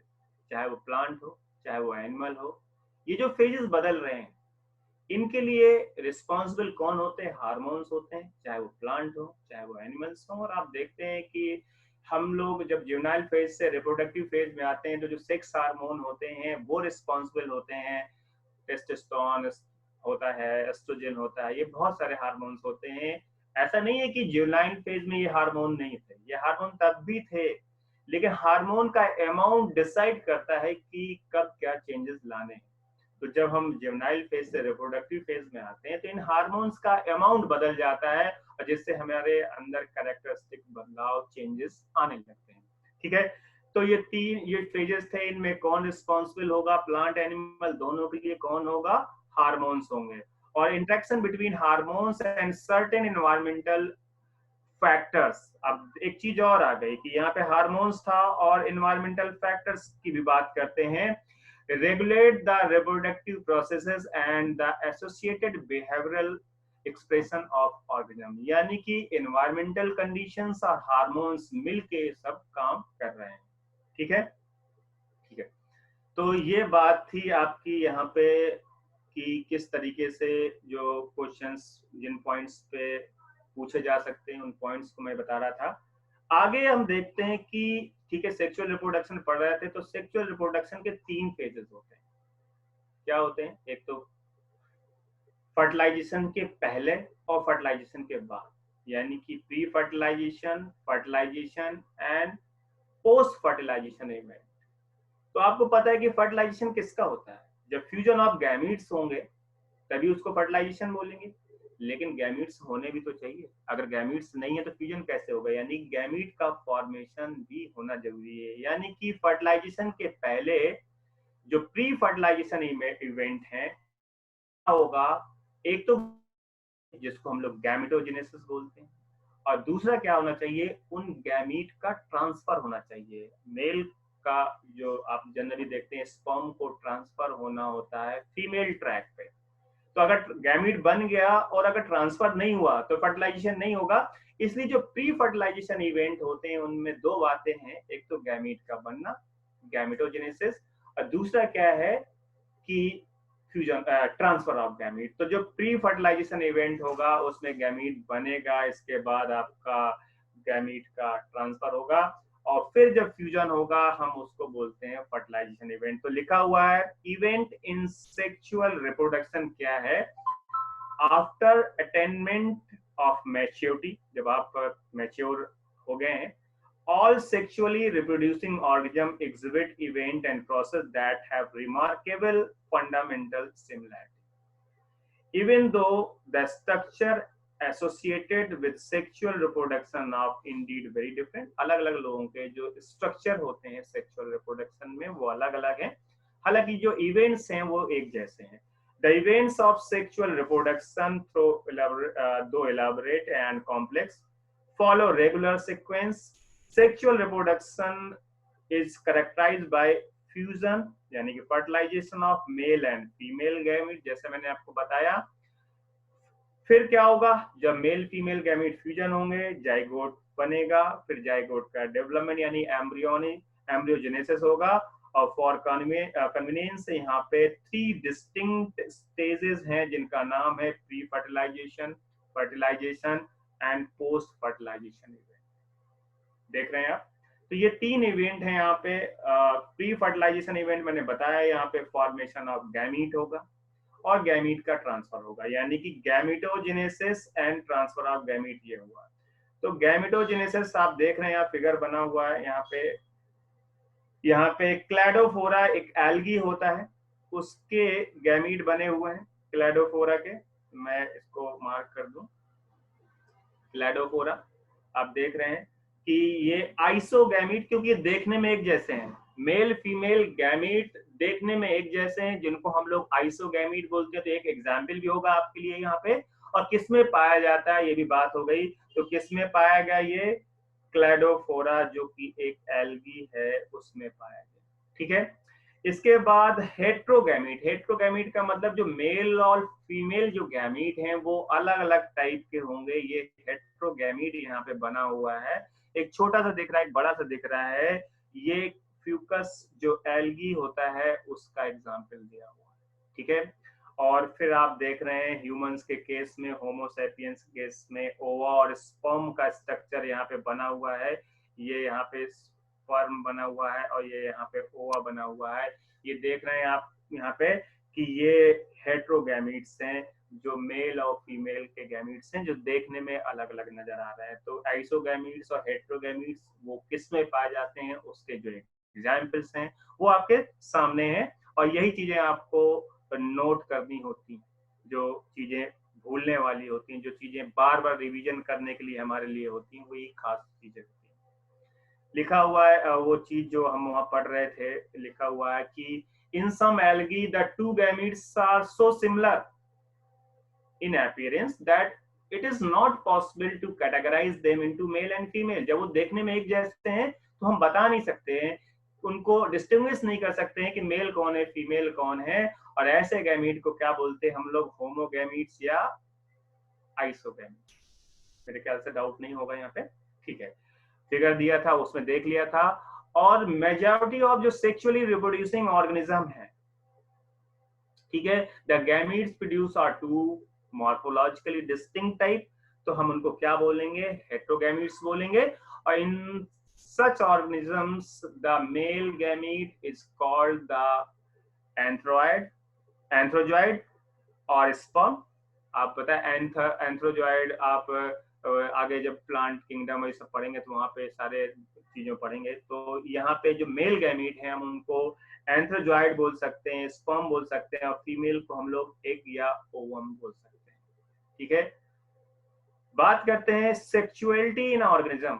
Sexuality की वही बात हो रही है कि यूनिसेक्सुअल है, बाइसेक्सुअल है, एक ही बॉडी दोनों टाइप के गैमीट्स बना रहे हैं या अलग अलग बॉडी बना रहे हैं। तो सेक्सुअलिटी लिखा है, sexual reproduction in organism generally involves the fusion of gamete. पता है दो डिफरेंट टाइप के इंडिविजुअल हो सकते हैं, but this is not always true. ध्यान रखना, ये हमेशा जरूरी नहीं है कि दो डिफरेंट टाइप के इंडिविजुअल ही होंगे। अगर वो बाइसेक्सुअल है तो एक ही इंडिविजुअल स्पर्म होगा, दोनों बना सकता है। So from your recollection of examples studied in class 11, can you class 10th can you identify, क्या लिखा हुआ 11th में, ठीक है, can you identify cases where self fertilization is observed। तो मैंने बात कर ली थी कि सेल्फ फर्टिलाइजेशन, क्रॉस फर्टिलाइजेशन की बात करी थी, मैंने अर्थवर्म की बात करी थी, मैंने कॉकरोच की बात करी। ठीक है, तो यहाँ पे आपको बाइसेक्सुअल, यूनिसेक्सुअल इनके बारे में बताया मैंने। ठीक है, और सेल्फ फर्टिलाइजेशन का मतलब होता है कि जब एक खुद का स्पर्म खुद के ओवा को अगर फर्टिलाइज कर रहा है, खुद का पॉलन ग्रेन अगर खुद के एग को फर्टिलाइज कर रहा है, तो वो सेल्फ है। और ऐसा प्लांट के केसेस में ज्यादा पाया जाता है, एनिमल के केसेस में ऐसा बहुत रेयर है। और आप देख रहे थे मैंने एग्जांपल दिया था कि अगर हम अर्थवर्म की बात करते हैं, स्पर्म भी बना सकता है, ओवा भी बना सकता है, लेकिन उसके खुद का स्पर्म उसके खुद के ओवा को फर्टिलाइज नहीं करता। क्यों नहीं करता था ये भी बताया था, क्योंकि स्पर्म पहले डेवलप हो जाता है। इसलिए हम अर्थवर्म को प्रोटेंड्री या प्रोटेंड्रस बोलते हैं। प्रोटेंड्रस जिसमें मेल स्ट्रक्चर पहले डेवलप होता है, फीमेल बाद में। और फर्टिलाइजेशन के लिए दोनों एक साथ डेवलप होने चाहिए, एक साथ मैच्योरिटी पे आने चाहिए, अदरवाइज वो सेल्फ फर्टिलाइजेशन नहीं हो पाता। इसलिए स्पंजेस केस में भी ऐसा था। लेकिन जो फ्लावरिंग प्लांट हैं, आप देखते हो एक फ्लावरिंग प्लांट में, ज्यादातर फ्लावरिंग प्लांट में male female reproductive structure same flower में होते हैं, इसलिए उसका अपना खुद का पॉलन ग्रेन स्टिग्मा में लैंड करता है और फर्टिलाइजेशन कराता है, सेल्फ हो जाएगा। हाँ, उसी स्पीसीज के दूसरे फ्लावर का पॉलन ग्रेन भी आ सकता है एक दूसरे फ्लावर में, हम उसको क्रॉस बोलेंगे। ठीक है, अगर दो डिफरेंट प्लांट हैं सेम स्पीसीज के। देखिए डिफरेंट स्पीसीज में फर्टिलाइजेशन तो होगा नहीं क्योंकि केमिकल चेंजेस अलाउ नहीं करते हैं। अगर सेम स्पीसीज का पॉलन ग्रेन आता है तभी वहां टैक्सिक कीमोटैक्टिक मूवमेंट होंगे, उसको अलाउ करेंगे, अदरवाइज केमिकल चेंजेस नहीं होंगे, इसलिए फर्टिलाइजेशन नहीं होगा। हाँ सेम स्पीसीज का है। अब सेम स्पीसीज में अगर एक ही प्लांट है, उसी के एक फ्लावर से दूसरे फ्लावर में आ रहा है या सेम फ्लावर से सेम फ्लावर में आ रहा है, देखिए प्लांट एक है, एक प्लांट में एक फ्लावर भी हो सकता है, एक से ज्यादा फ्लावर भी हो सकते हैं, यहाँ पे कंफ्यूजन की जरूरत नहीं है। अगर उस प्लांट के सेम फ्लावर से पॉलन ग्रेन उसी के स्टिग्मा में जा रहा है उसी फ्लावर में, तो वो तो सेल्फ है, एकदम पता चल रहा है। लेकिन हो सकता है उस प्लांट में दो फ्लावर हो और एक फ्लावर का पॉलन ग्रेन दूसरे फ्लावर में सेम प्लांट में जा रहा है, तो जेनेटिकली अगर देखा जाए तो वो सेल्फ फर्टिलाइजेशन है, लेकिन टेक्निकली तो वो क्रॉस हो गया, ठीक है। लेकिन अगर प्लांट बदल गए हैं, एक ही स्पीसीज के दो अलग अलग प्लांट है, तो हम उसको क्रॉस फर्टिलाइजेशन ही बोलेंगे। और मैंने बताया था कुछ ऐसे प्लांट हैं जिसमें क्रॉस फर्टिलाइजेशन के चांसेस नहीं है, जैसे पी प्लांट के बारे में बात करी थी, वो क्लिस्टोगैमस होता है, क्योंकि पी का जो फ्लावर होता है वो बंद रहता है, तो उसका अपना पॉलन ग्रेन ही क्या करता है, वो सेल्फ फर्टिलाइजेशन कराता है। क्रॉस तो हो सकता है, मेंडल ने इसलिए उसको सिलेक्ट किया था कि हम उस बाहर से पॉलन ग्रेन लेकर आए और उसमें डस्टिंग करते हैं, तब हो सकता है, लेकिन नेचुरली ऐसा नहीं होता। ये तो हमने अपने एक्सपेरिमेंट के लिए ऐसे करा है, ठीक है। तो प्लांट्स में जो क्रॉस और सेल्फ दोनों होने के चांसेस होते हैं, और जो एनिमल है उनमें मोस्टली क्रॉस फर्टिलाइजेशन होने के चांसेस होते हैं। हम यहाँ सेक्सुअलिटी की बात कर रहे थे, तो लिखा है सेक्सुअल रिप्रोडक्शन जो है वो generally involve the fusion of gamete from two different individual, लेकिन ये हमेशा ट्रू नहीं है, क्योंकि बाइसेक्सुअल भी हो सकता है, हार्माफ्रोडाइट भी हो सकता है।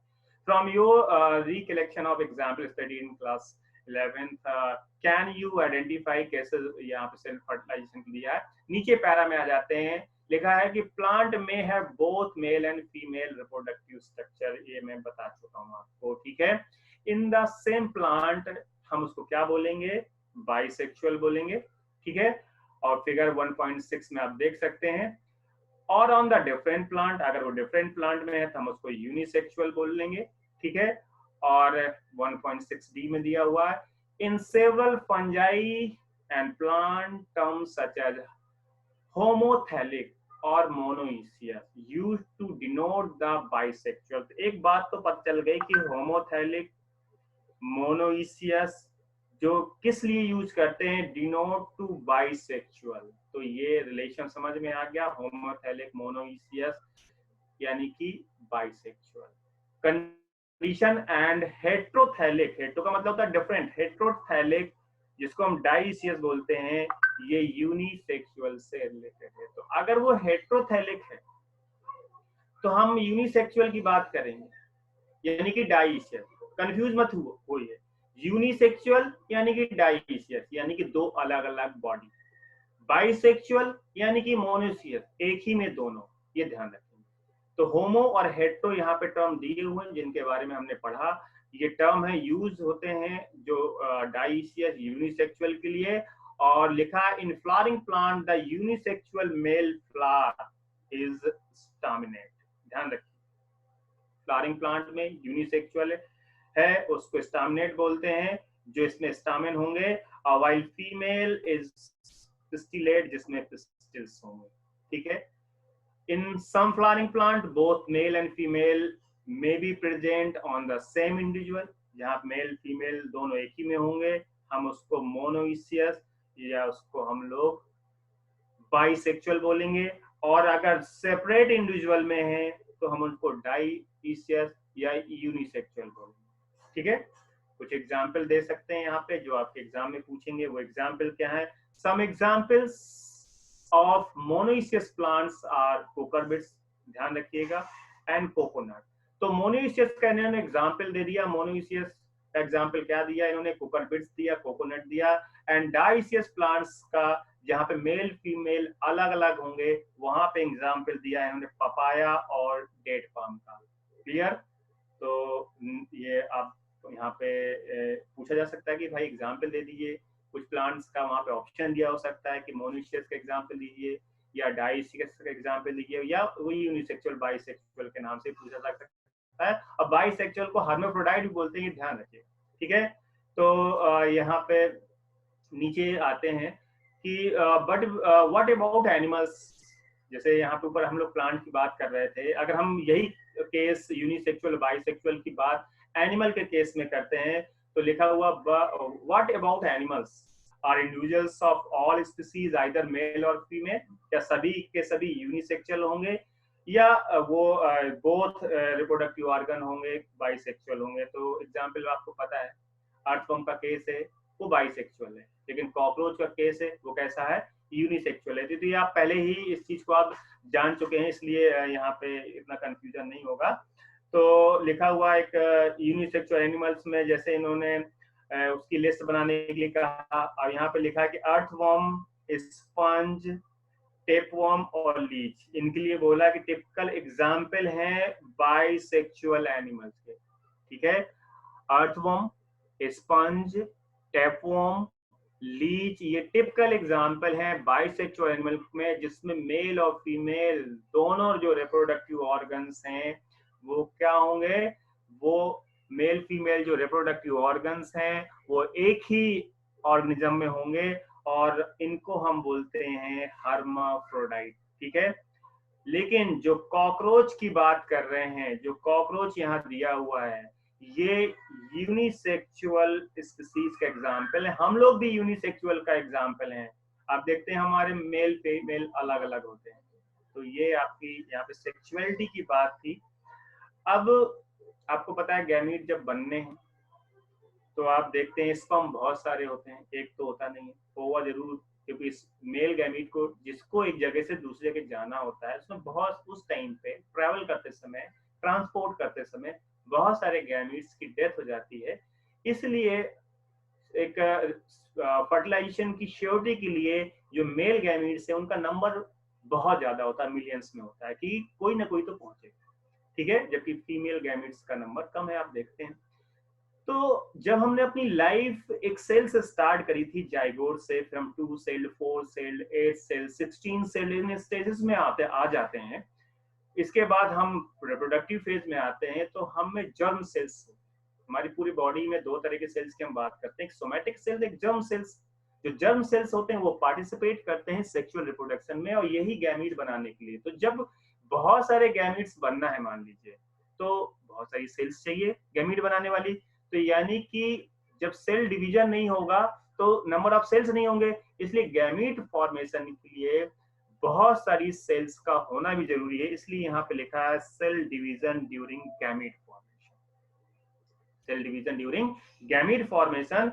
और लिखा है कि gametes in all heterogametic, heterogametic term आपको बता चुका हूं मैं, यानी कि डिफरेंट टाइप के gametes. Heterogametic species are 2 type, जिनको हम लोग मेल और फीमेल गैमीट बोलते हैं। आइसो और हेट्रो आपने वहां पे पढ़ा, आइसो में हम लोग डिफरेंशिएट नहीं कर पा रहे थे, बट हेट्रो में हम लोग मेल और फीमेल में डिफरेंशिएट कर सकते हैं।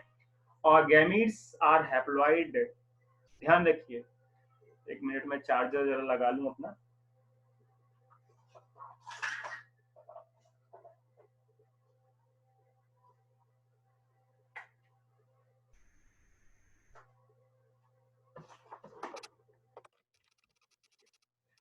तो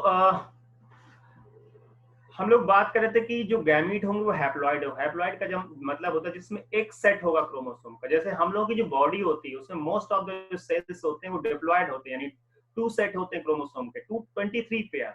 लेकिन जब गैमीट बनता है तो उसमें 23 होते हैं, 23 पेयर यानी 46 नहीं होते। तो गैमीट हमेशा हैप्लॉइड होंगे, किसी का भी हो।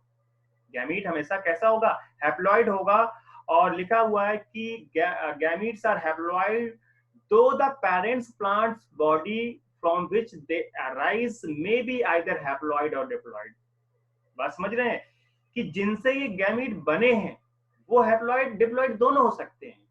उसका एग्जाम्पल क्या है, उसका एग्जाम्पल ये है कि कल भी मैंने पिछली क्लास में मैंने बताया था कि अगर आप हनी बी की बात करते हैं तो हनी बी में जो मेल होता है, मेल भी हैप्लॉइड होता है, वो गैमीट भी हैप्लॉइड बनाता है।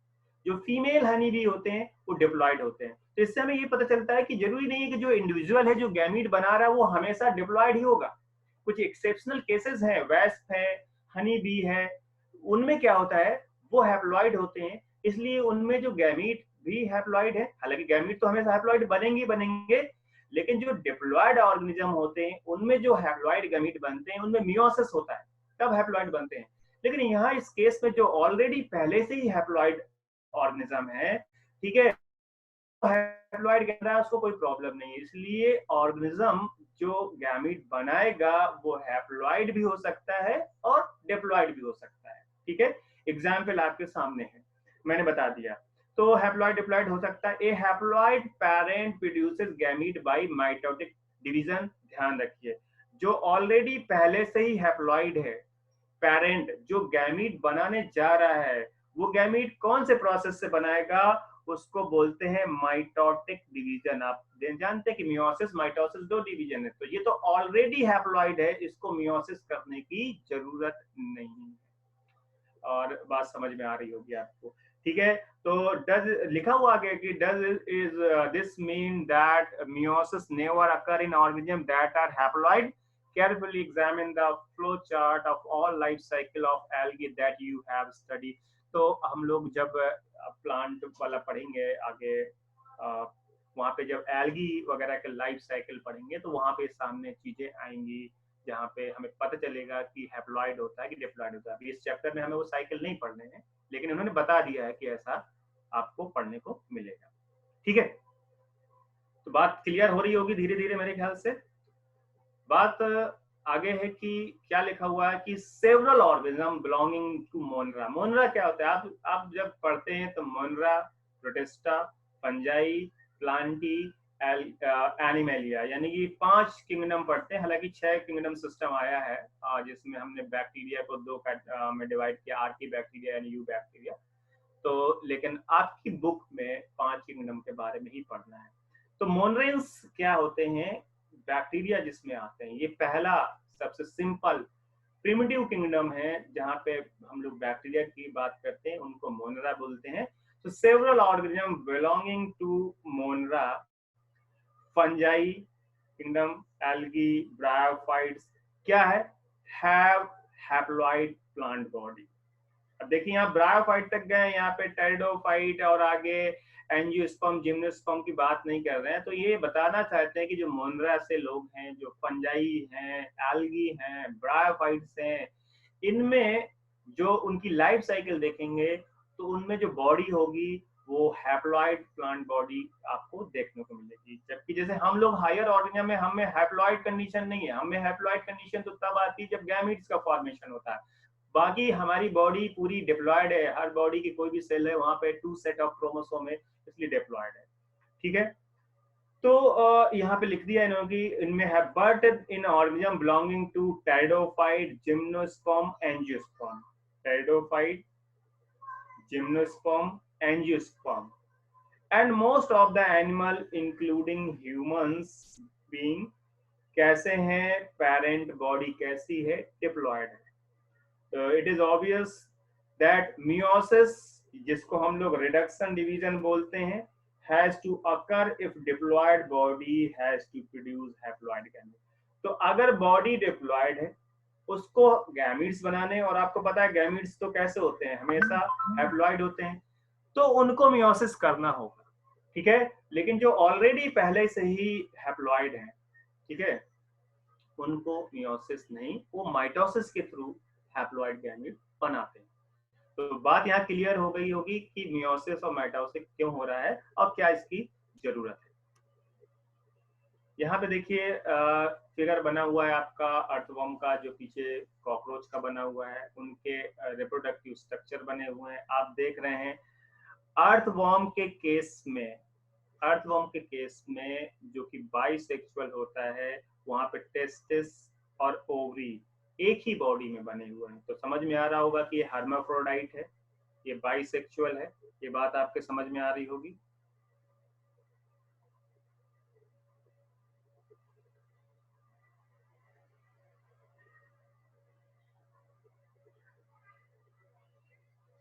कुछ लिखने में प्रॉब्लम आ रही तो मैं लिख अभी नहीं रहा हूँ, उसकी जरूरत नहीं है। ठीक है, आप समझ गए हो। तो और इसके बाद हम कॉकरोच को देखते हैं।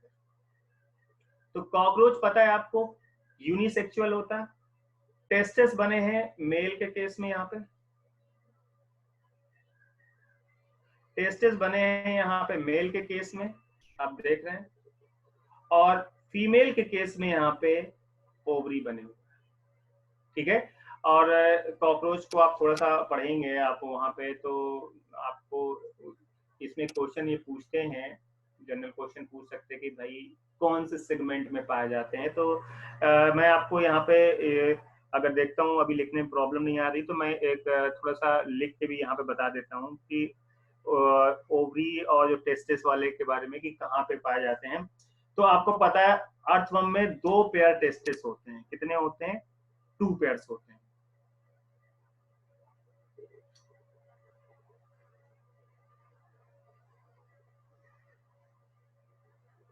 तो थोड़ा सा लिखने में प्रॉब्लम आ रही, तो मैं आपको बोल देता हूँ तो आप नोट कर लेंगे।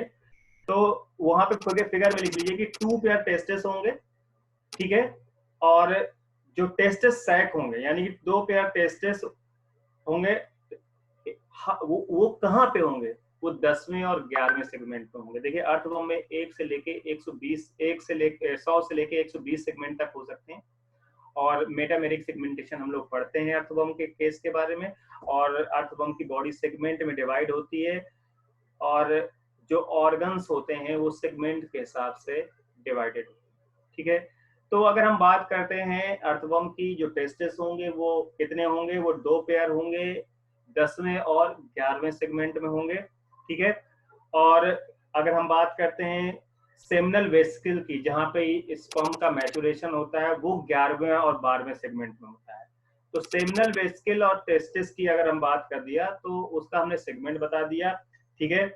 और ओवरी, चूंकि अर्थवर्म के पास फीमेल पार्ट है, जो ओवरी होता है वो होता है 13वें सेगमेंट में। तो 13वें सेगमेंट में ओवरी होगा, 10वें 11वें सेगमेंट में टेस्टिस होगा, ये ध्यान रखना है आपको। ऐसे ही आपको कॉकरोच के बारे में भी याद करके रखना है, ठीक है। तो ये चीजें हैं जो आपको पूछी जा सकती हैं कि सेगमेंट के बारे में। हालांकि कॉकरोच को आगे हम लोग चैप्टर में पढ़ेंगे, वहां पे हम लोग उनके सारे सेगमेंट्स के बारे में पढ़ेंगे। तो अभी ऐसा कोई प्रॉब्लम की बात नहीं है फिलहाल। तो हमें जो ये बुक में चैप्टर में क्या बोल रहे हैं वो देखना है। देखिए फिगर है 1.6 में, नीचे लिखा है diversity of sexuality in organism, यानी यूनिसेक्सुअल, बाइसेक्सुअल जो हम लोग टर्म यूज करते हैं, उसमें यहाँ पे दिया हुआ है यहाँ पे कि जो पहला फिगर दिया है वो अर्थवर्म यानी बाइसेक्सुअल ऑर्गेनिज्म का दिया है, और यूनिसेक्सुअल में कॉकरोच का इन्होंने दिया है, और यूनिसेक्सुअल में कॉकरोच का दिया है, बाइसेक्सुअल में अर्थवर्म का दिया है। और सी जहाँ पे फिगर देखा है यहाँ पे मोनोइसियस यानी बाइसेक्सुअल कैरा दिया हुआ है, और डाइसियल जो डी वाला पार्ट दिया हुआ है वो मर्केंटिया दिया हुआ है, और ई में बाइसेक्सुअल स्वीट पोटैटो दिया हुआ है। तो ये ध्यान रखना है कि हो सकता है कि इन ऑर्गेनिजम्स या इन प्लांट्स के नाम देके पूछ सकता है कि भाई बताइए कौन यूनिसेक्सुअल होगा, कौन बाइसेक्सुअल होगा। फिलहाल हमें यहाँ इस चैप्टर में हम इतनी चीजें देखना था, तो इसलिए हमको ज्यादा वहां पे डिटेल में वो देखना नहीं है, ठीक है। अब यहाँ पे एक टेबल दी हुई है जिससे क्वेश्चन आता है। ये टेबल में ये पूछ रहे हैं कि chromosome number in meiocyte, meiocyte वो होते हैं जिनसे गैमीट्स बनते हैं मियोसिस से। तो यानी गैमीट मदर सेल, क्या बोलेंगे उनको? गैमीट मदर सेल, जिनसे गैमीट बनेंगे उनको हम लोग मियोसाइट्स बोलते हैं, जो कि डिप्लॉयड होते हैं, और उनसे जो गैमीट बनते हैं वो हैप्लॉयड होते हैं। उनका एक टेबल दिया हुआ है यहाँ पे, ये आपको याद करना है क्योंकि आपके एनसीईआरटी पे दिया। तो इनके नंबर ऑफ गैमीट या इनके नंबर ऑफ क्रोमोसोम पूछ सकते हैं कि भाई डिप्लॉयड कंडीशन में इन ऑर्गेनिज्म के नंबर ऑफ क्रोमोसोम बताइए, हैप्लॉयड कंडीशन में बताइए। तो दोनों, और कुछ फिल इन द ब्लैंक्स है उनको मैं यहाँ पे बता दूंगा। तो देखिए पहला लिखा हुआ यहाँ पे ह्यूमन बीइंग्स। तो ह्यूमन बीइंग्स में आपको पता है कि 2 सेट होते हैं 46 यानी 23 पेयर, लेकिन जो गैमीट बनेगा उसमें सिर्फ 23 आएंगे। फिर यहाँ पे हाउस फ्लाई दिया हुआ, उस पर 12 दिया हुआ है, और हाउस फ्लाई में यहाँ पे ब्लैंक दिया है, उसमें 6 होंगे क्योंकि आधा होता है, पता है आपको। रैट में इन्होंने दिया हुआ है 21 गैमीट दिए हैं, तो इनके डिप्लॉयड सेट कितना होगा? 42 होगा, क्लियर। फिर इसके बाद डॉग में 78 दिया है, तो इसलिए जो गैमीट में जो हैप्लॉयड सेट होगा वो 39 होगा। फिर इन्होंने कैट दिया है 19 लिखा हुआ है, और यहाँ पे जो फुल सेट होगा वो 38 होगा, ठीक है। फ्रूट फ्लाई में 8 दिया हुआ है, तो उसके गैमीट में जो हैप्लॉइड कंडीशन होगी वो 4 होगी। जो आपका यहाँ पे एक फर्म दिया है ओफियोग्लासम, इसमें देखिए बहुत डिप्लॉयड कंडीशन, बहुत सारे क्रोमोसोम होते हैं। 630 तो सिर्फ गैमीट में दिए हुए क्रोमोसोम, यानी कि 1260, ठीक है। एप्पल में 34 दिए हुए हैं, ठीक है। तो आप समझ रहे होंगे जब एप्पल में इन्होंने 34 दिए हैं तो कितने होंगे वहां पे, 70 होंगे। और इसके बाद राइस दिया हुआ, राइस में 12 दिए होंगे। जब 12 दिए हैं राइस में तो कितने होने चाहिए डिप्लॉयड कंडीशन, जब गैमीट में वाले में 12 है तो यहाँ 24 होंगे। मैज में 20 दिए हैं, इसलिए हैप्लॉइड कंडीशन में 10 होंगे। और पोटैटो का हैप्लॉइड कंडीशन 24 दिया है, इसलिए डिप्लॉयड क्या होगा, 48 होगा। बटरफ्लाई में 360 दिया है, हैप्लॉइड इसका 190 होगा। और ऑनियन में यहाँ पे 8 दिए हैं हैप्लॉइड में, ठीक है, इसलिए 16 होंगे डिप्लॉयड कंडीशन। तो ये टेबल है जो आपको याद करना है। इस पूरे टेबल को ध्यान से याद करके जाइएगा, ताकि आपसे अगर नंबर ऑफ क्रोमोसोम हैप्लॉइड या डिप्लॉयड कंडीशन में पूछे तो आप बता सकें, ठीक है। मियोसाइट जिससे गैमीट बनेंगे, तो यानी कि मियोसाइट क्या होगी, डिप्लॉयड होगा। और नीचे यहाँ पे लिखा हुआ है कि in diploid organism, in diploid organism a specialized cell called myocyte, यानी कि गैमीट मदर सेल। ये वो गैमीट मदर सेल है जो गैमीट बनाएगी, जो खुद डिप्लॉयड होती है, यानी कि इसका मियोसिस होगा और हैप्लॉइड गैमीट बनेंगे। तो यहाँ पे लिखा हुआ है अंडरगो मियोसिस, तो मियोसाइट क्लियर है और मियोसाइट का मियोसिस होगा और क्या बनेंगे, हैप्लॉइड गैमीट बनेंगे, ठीक है। और लिखा at the end of meiosis only one set of chromosome get incorporated into each gamete. जब मियोसिस होगा तो सिर्फ एक सेट जाता है, जैसे हमारा केस है, हम में 23 पेयर क्रोमोसोम है।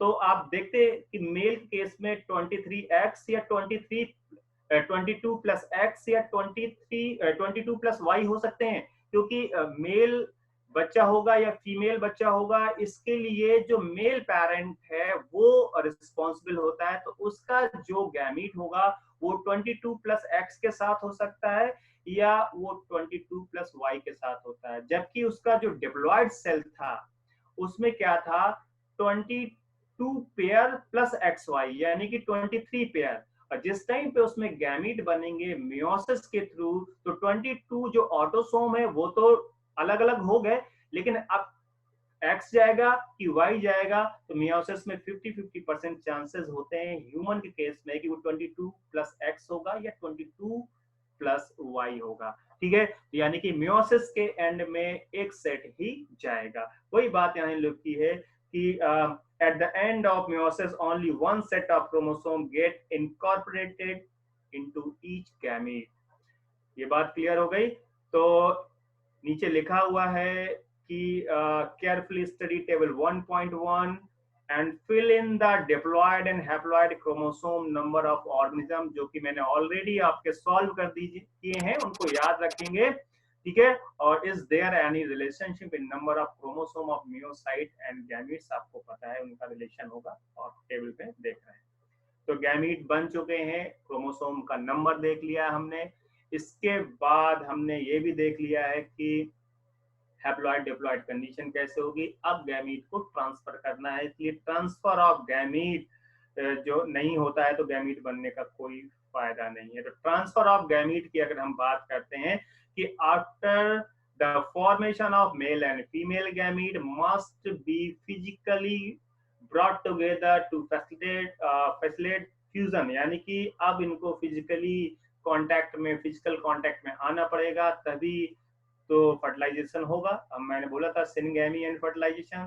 तो जब ये फ्यूज होते हैं, अभी पूरा प्रोसेस नहीं हुआ है जेनेटिक मटेरियल का ट्रांसफर वगैरह, ये जब वो फ्यूज होते हैं हम सिनगैमी बोलते हैं, और फिर इसके बाद पूरा प्रोसेस होता है तो हम उसको फर्टिलाइजेशन बोलते हैं। तो मेल एंड फीमेल गैमीट को physically brought together to facilitate fusion. Have you ever wondered how the gamete meet? तो आपको पता है गैमीट को ट्रांसफर होना, उसके लिए मीडिया चाहिए। बहुत जगहों पे बहुत सारे प्लांट्स में वाटर के थ्रू, एनिमल्स में वाटर के थ्रू ट्रांसफर होता है, और हम अपनी बात करते हैं तो पता है जो सीमेन होता है उसके थ्रू ट्रांसफर होता है, यानी कि एक पर्टिकुलर एक मीडिया चाहिए, ठीक है। कुछ एयर के थ्रू गैमीट ट्रांसफर होते हैं प्लांट में, पॉलन ग्रेन वगैरह।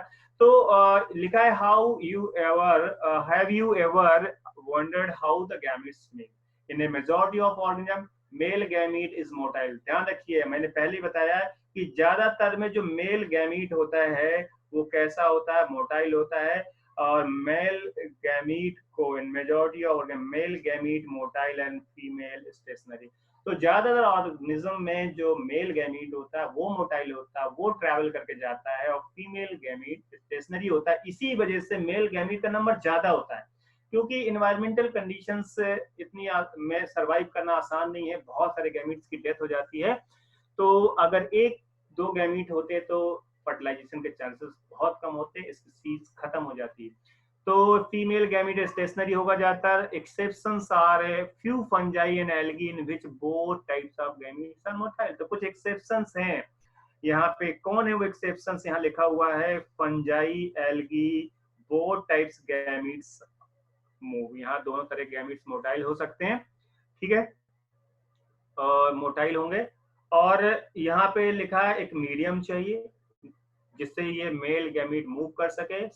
और in several simple plants like algae, bryophyte and pteridophyte, water एक मीडिया का। तो algae, bryophyte, pteridophyte water media की तरह गैमीट ट्रांसफर के लिए मीडिया बनेगा और गैमीट ट्रांसफर होगा।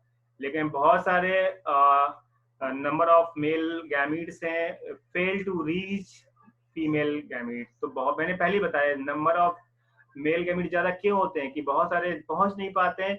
तो इस चीज को कंपनसेट करने के लिए, ताकि फर्टिलाइजेशन की श्योरिटी हो जाए, इसके लिए क्या होगा, जो मेल गैमीट हैं during transport, the number of male gamete produce in several thousand times the number of female gamete.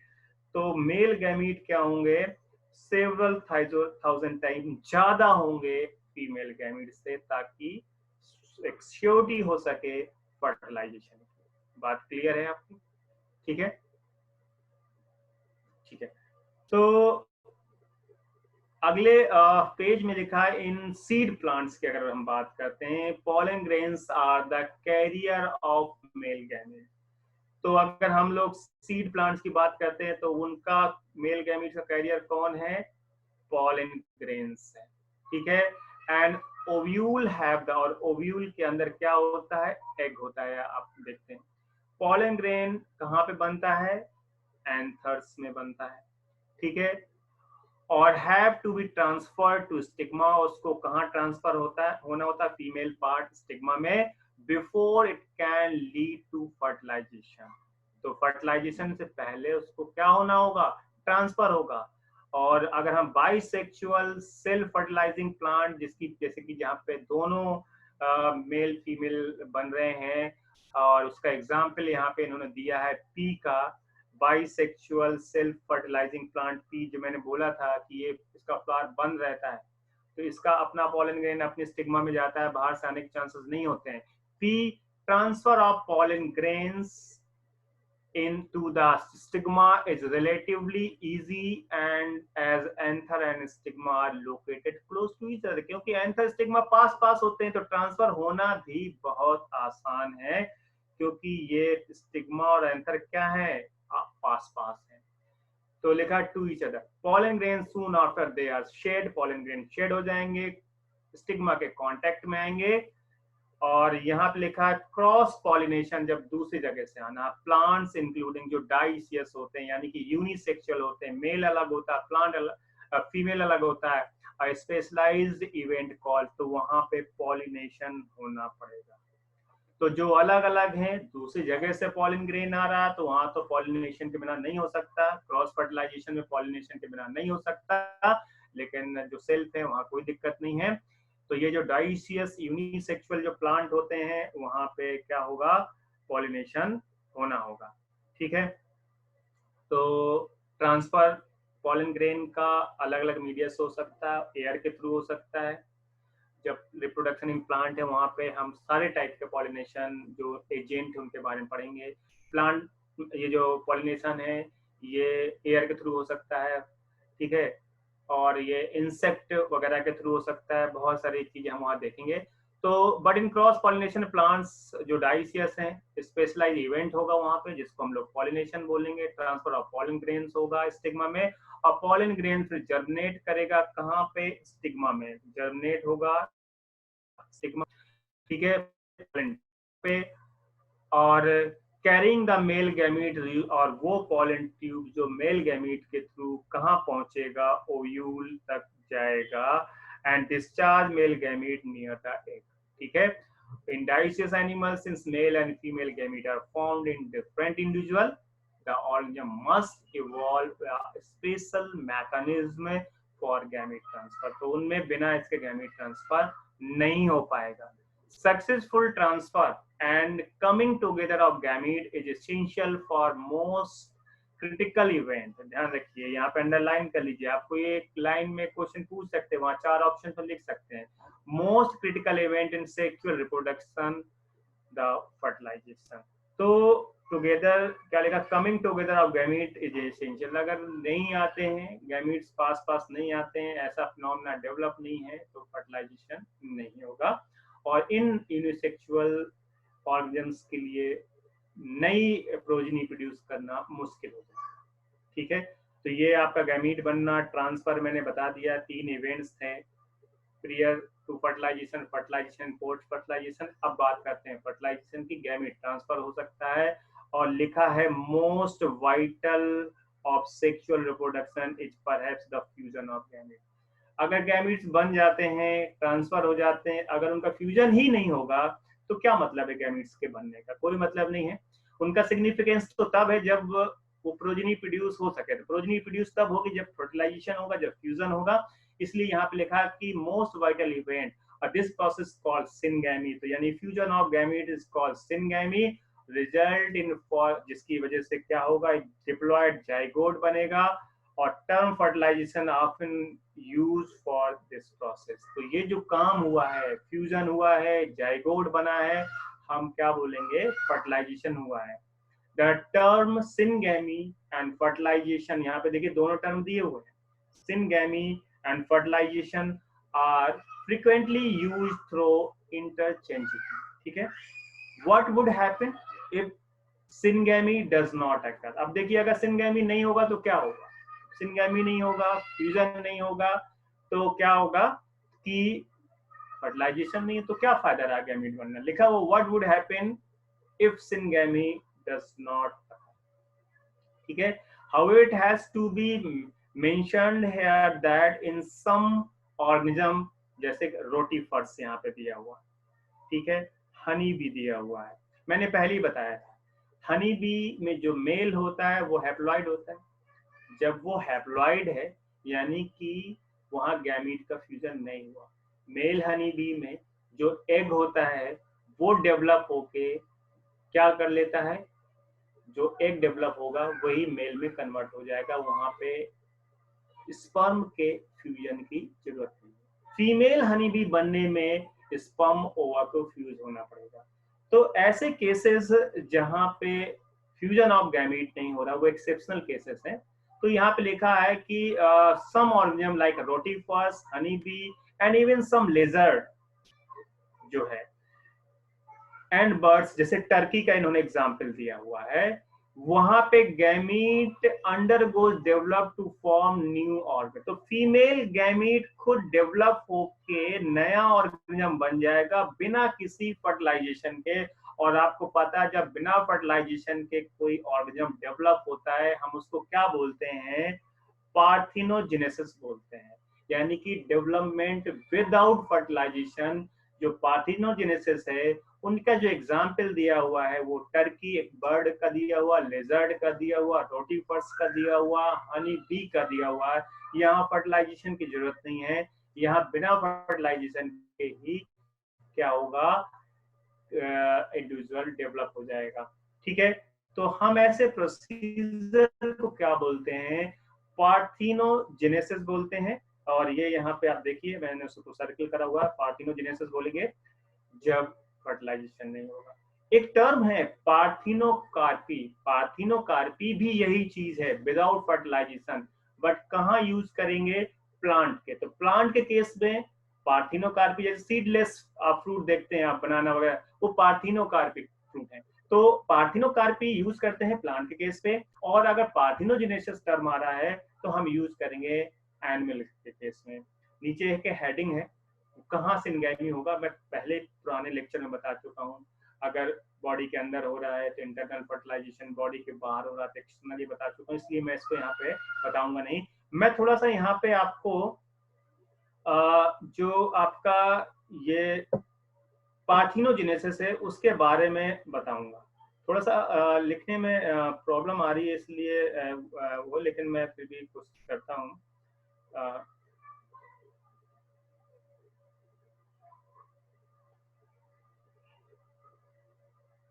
Parthenogenesis के बारे में थोड़ा सा मैं बताऊंगा कि जो पार्थिनोजेनेसिस है यानी कि बिना फर्टिलाइजेशन के, ये 3 टाइप का होता है।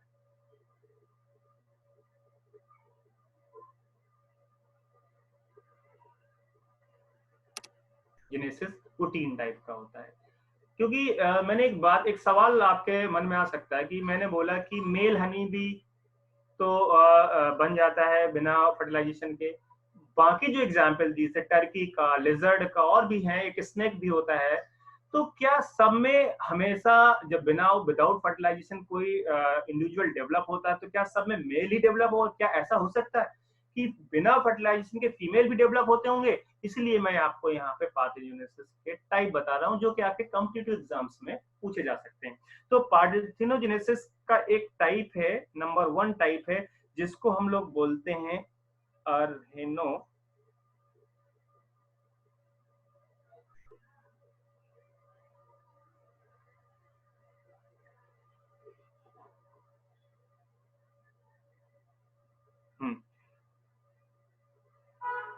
अर्हेनोटॉकी।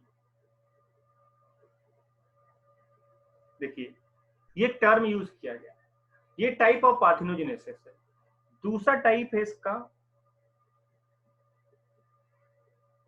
थैलीटॉकी,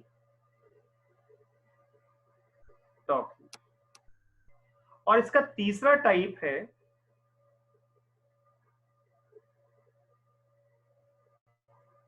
एम्फीटॉकी।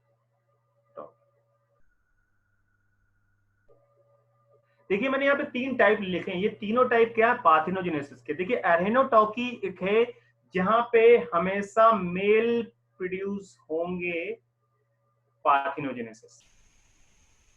अगर मेल बन रहे हैं पार्थिनोजेनेसिस से, हम उसको बोलते क्या है? अर्हेनोटॉकी।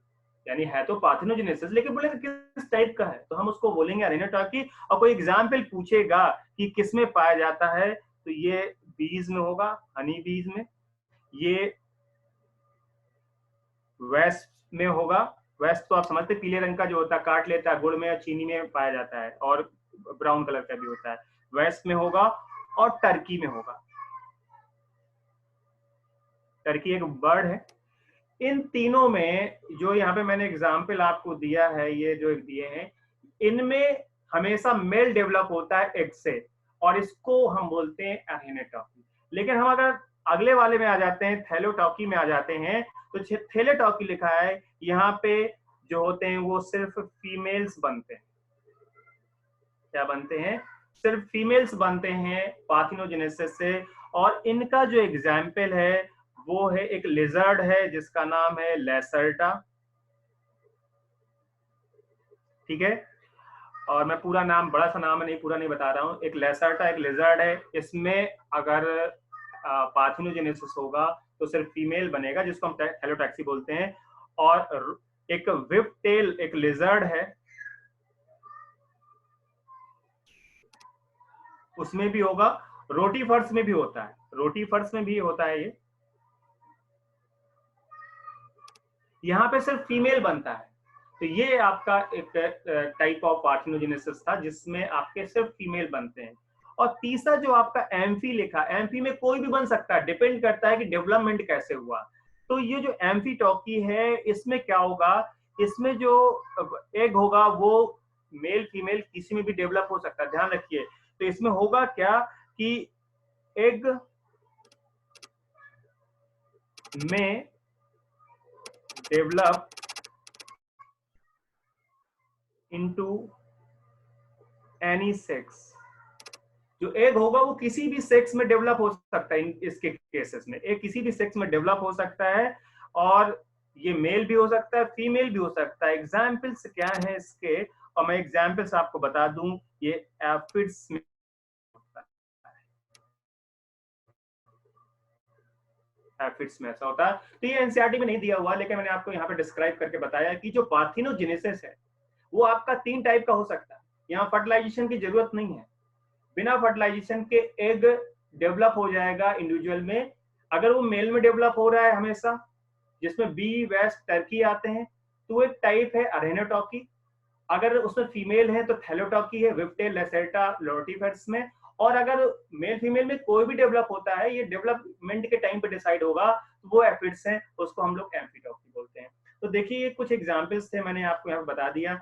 और इसके बाद आपको पता है कि जो पोस्ट फर्टिलाइजेशन इवेंट होगा, उसमें क्या होगा। देखिए पोस्ट फर्टिलाइजेशन इवेंट में आपको मालूम है कि कोई ऐसी चीज नहीं है खास जो मैंने बताई नहीं हो, मैं पहले ही बता चुका हूँ। फर्टिलाइजेशन इंटरनल एक्सटर्नल सारे बता चुका हूँ मैं। पानी में होगा, बाहर होगा, बॉडी के एक्सटर्नल है, बॉडी के अंदर होगा, इंटरनल होगा। डेवलपमेंट भी मैंने बता दिए थे, ठीक है। पोस्ट फर्टिलाइजेशन इवेंट की अगर हम बात करते हैं, यानी कि फर्टिलाइजेशन हो चुका, क्या होगा, जाइगोट बनेगा। जाइगोट बनने के बाद एम्ब्रियोनिक डेवलपमेंट होगा, ऑर्गन्स का डेवलपमेंट होगा। ये सारी चीजें हैं, जैसे कि एम्ब्रियोजेनेसिस। यहाँ पे हम लोग जो रिप्रोडक्शन इन ह्यूमन रिप्रोडक्शन, वहां पे बहुत डिटेल में पढ़ने वाले हैं, इसलिए कोई परेशानी की बात नहीं है। एम्ब्रियोजेनेसिस होगा यहाँ पे।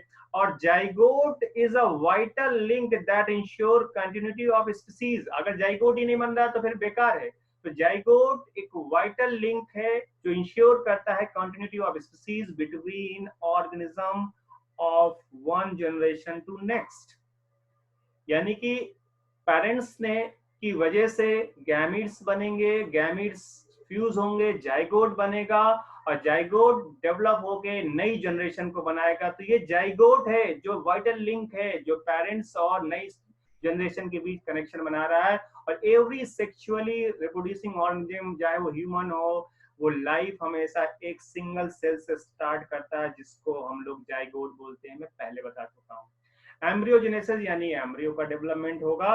और क्या होगा, जाइगोट से जब आगे की स्टेजेस आती हैं डिफरेंट, ड्यूरिंग एम्ब्रियोजेनेसिस जाइगोट का सेल डिवीजन होगा, माइटोसिस होगा। देखो मियोसिस तो तब होगा जब हमारी सेक्सुअल स्टेजेस आएगी, उसके पहले हमारी बॉडी का डेवलप होना, वेट का बढ़ना, नंबर ऑफ सेल बढ़ना, जो भी हमारा ऑर्गन टिश्यू सब डेवलप हो रहा है, इसका जो सेल डिवीजन होता है ये माइटोसिस के थ्रू होता है, ठीक है। फिर सेल डिफरेंशिएट होके अपने अपने काम के लिए डिसाइड हो जाती है, भाई तुम्हारा काम ये, तुम्हारा काम ये, सब अपना अपना काम, तो उसको हम बोलते हैं डिफरेंशिएशन, ठीक है। while cell division increase the number of cells, cell division से number of cell बनेंगे। in the developing embryo cell differentiation होगा, helps grow cells to undergo certain modification होंगे, फिर वो स्पेशलाइज हो जाएंगे टिश्यू में, ऑर्गन बनेंगे और एक ऑर्गेनिज्म बन जाएगा।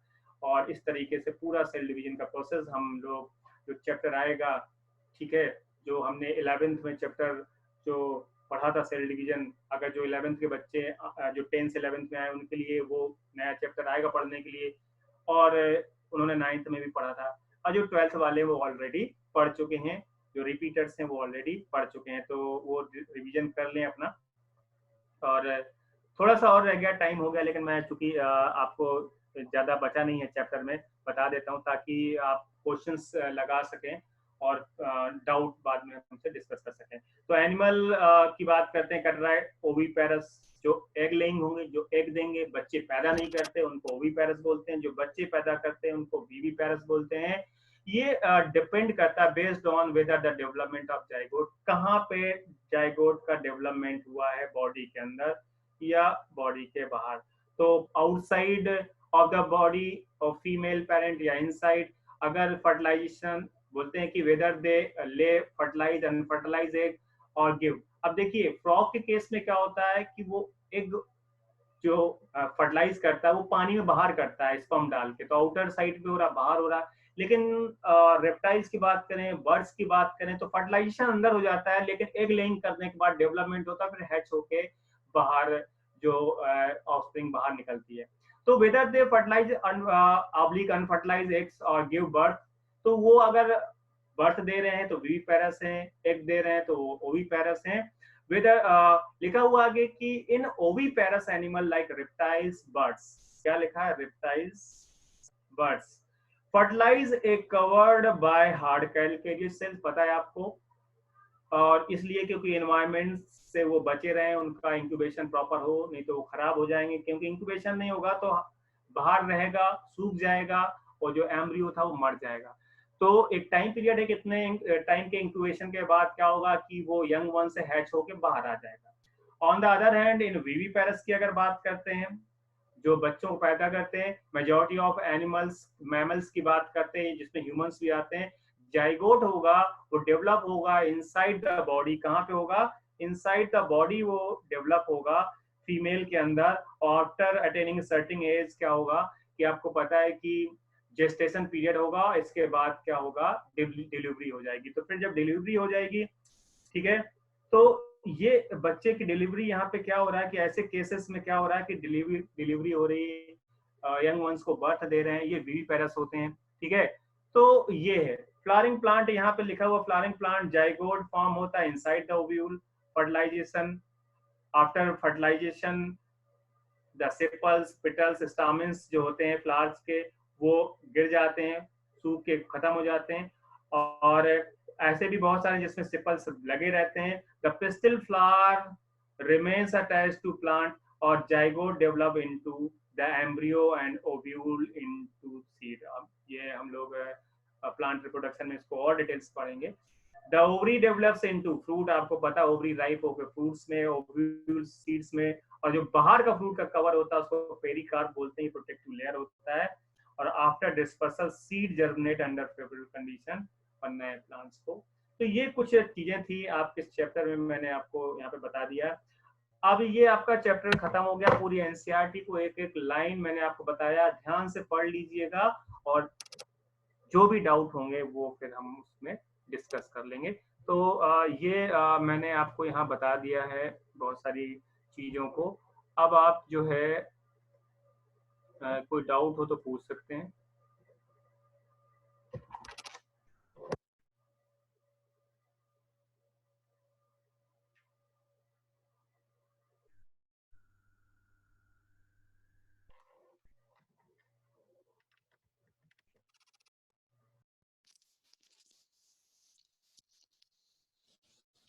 कोई डाउट हो तो पूछ सकते हैं।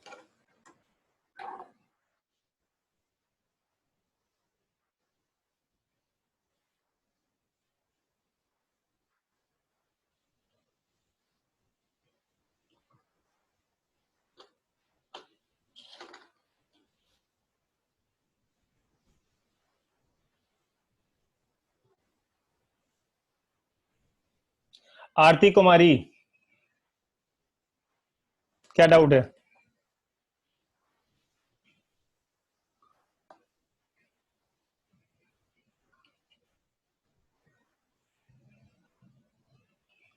ठीक है, व्हाट्सएप पे डाउट भेज सकते हैं, कोई प्रॉब्लम नहीं।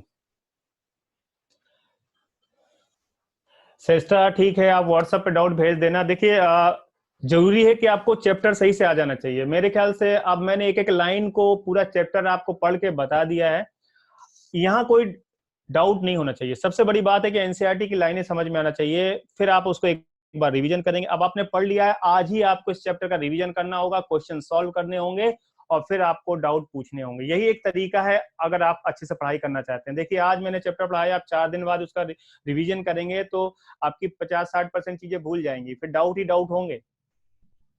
तो और किसी को हो वो भी पूछ सकता है।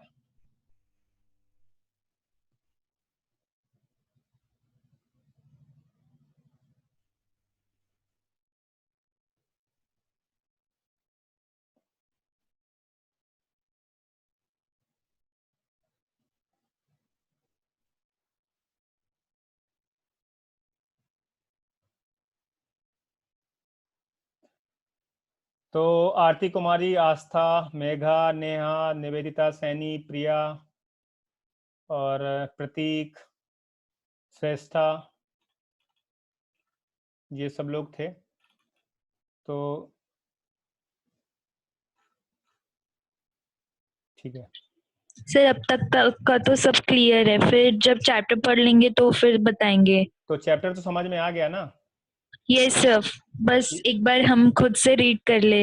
हाँ, तो एक बार खुद से रीड करो और ध्यान रखना है रीड करेंगे तो जो मैं अंडरलाइन था, जो हाईलाइट किया था, उसको आपको पॉइंट वाइज नोट्स जरूर बनाने हैं, ठीक है ना? Yes sir. 12th के जो बच्चे 12th में जो सब्जेक्टिव एग्जाम देने जा रहे हैं उनके लिए बहुत जरूरी है कि देखिए आज हमारे समझ में आ गया, पढ़ लिया, ठीक है, लेकिन अब कल फिर दूसरा चैप्टर होगा, इस तरीके से बहुत सारे चैप्टर इकट्ठा होंगे तो उनको याद रखना मुश्किल होगा। तो आप शॉर्ट में नोट्स बनाते जाएं, एनसीईआरटी में मार्क करना है, उसके साथ साथ मेन पॉइंट्स जो भूल जाते हैं उनके शॉर्ट में नोट्स बनाइए, ताकि रिवीजन के एग्जाम के टाइम पे आप रिवीजन जल्दी कर सकें, ठीक है ना?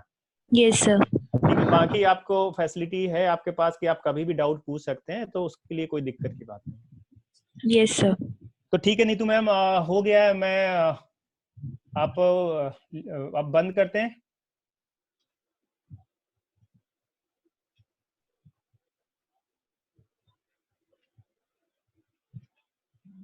नीतू मैम सुन रही हैं?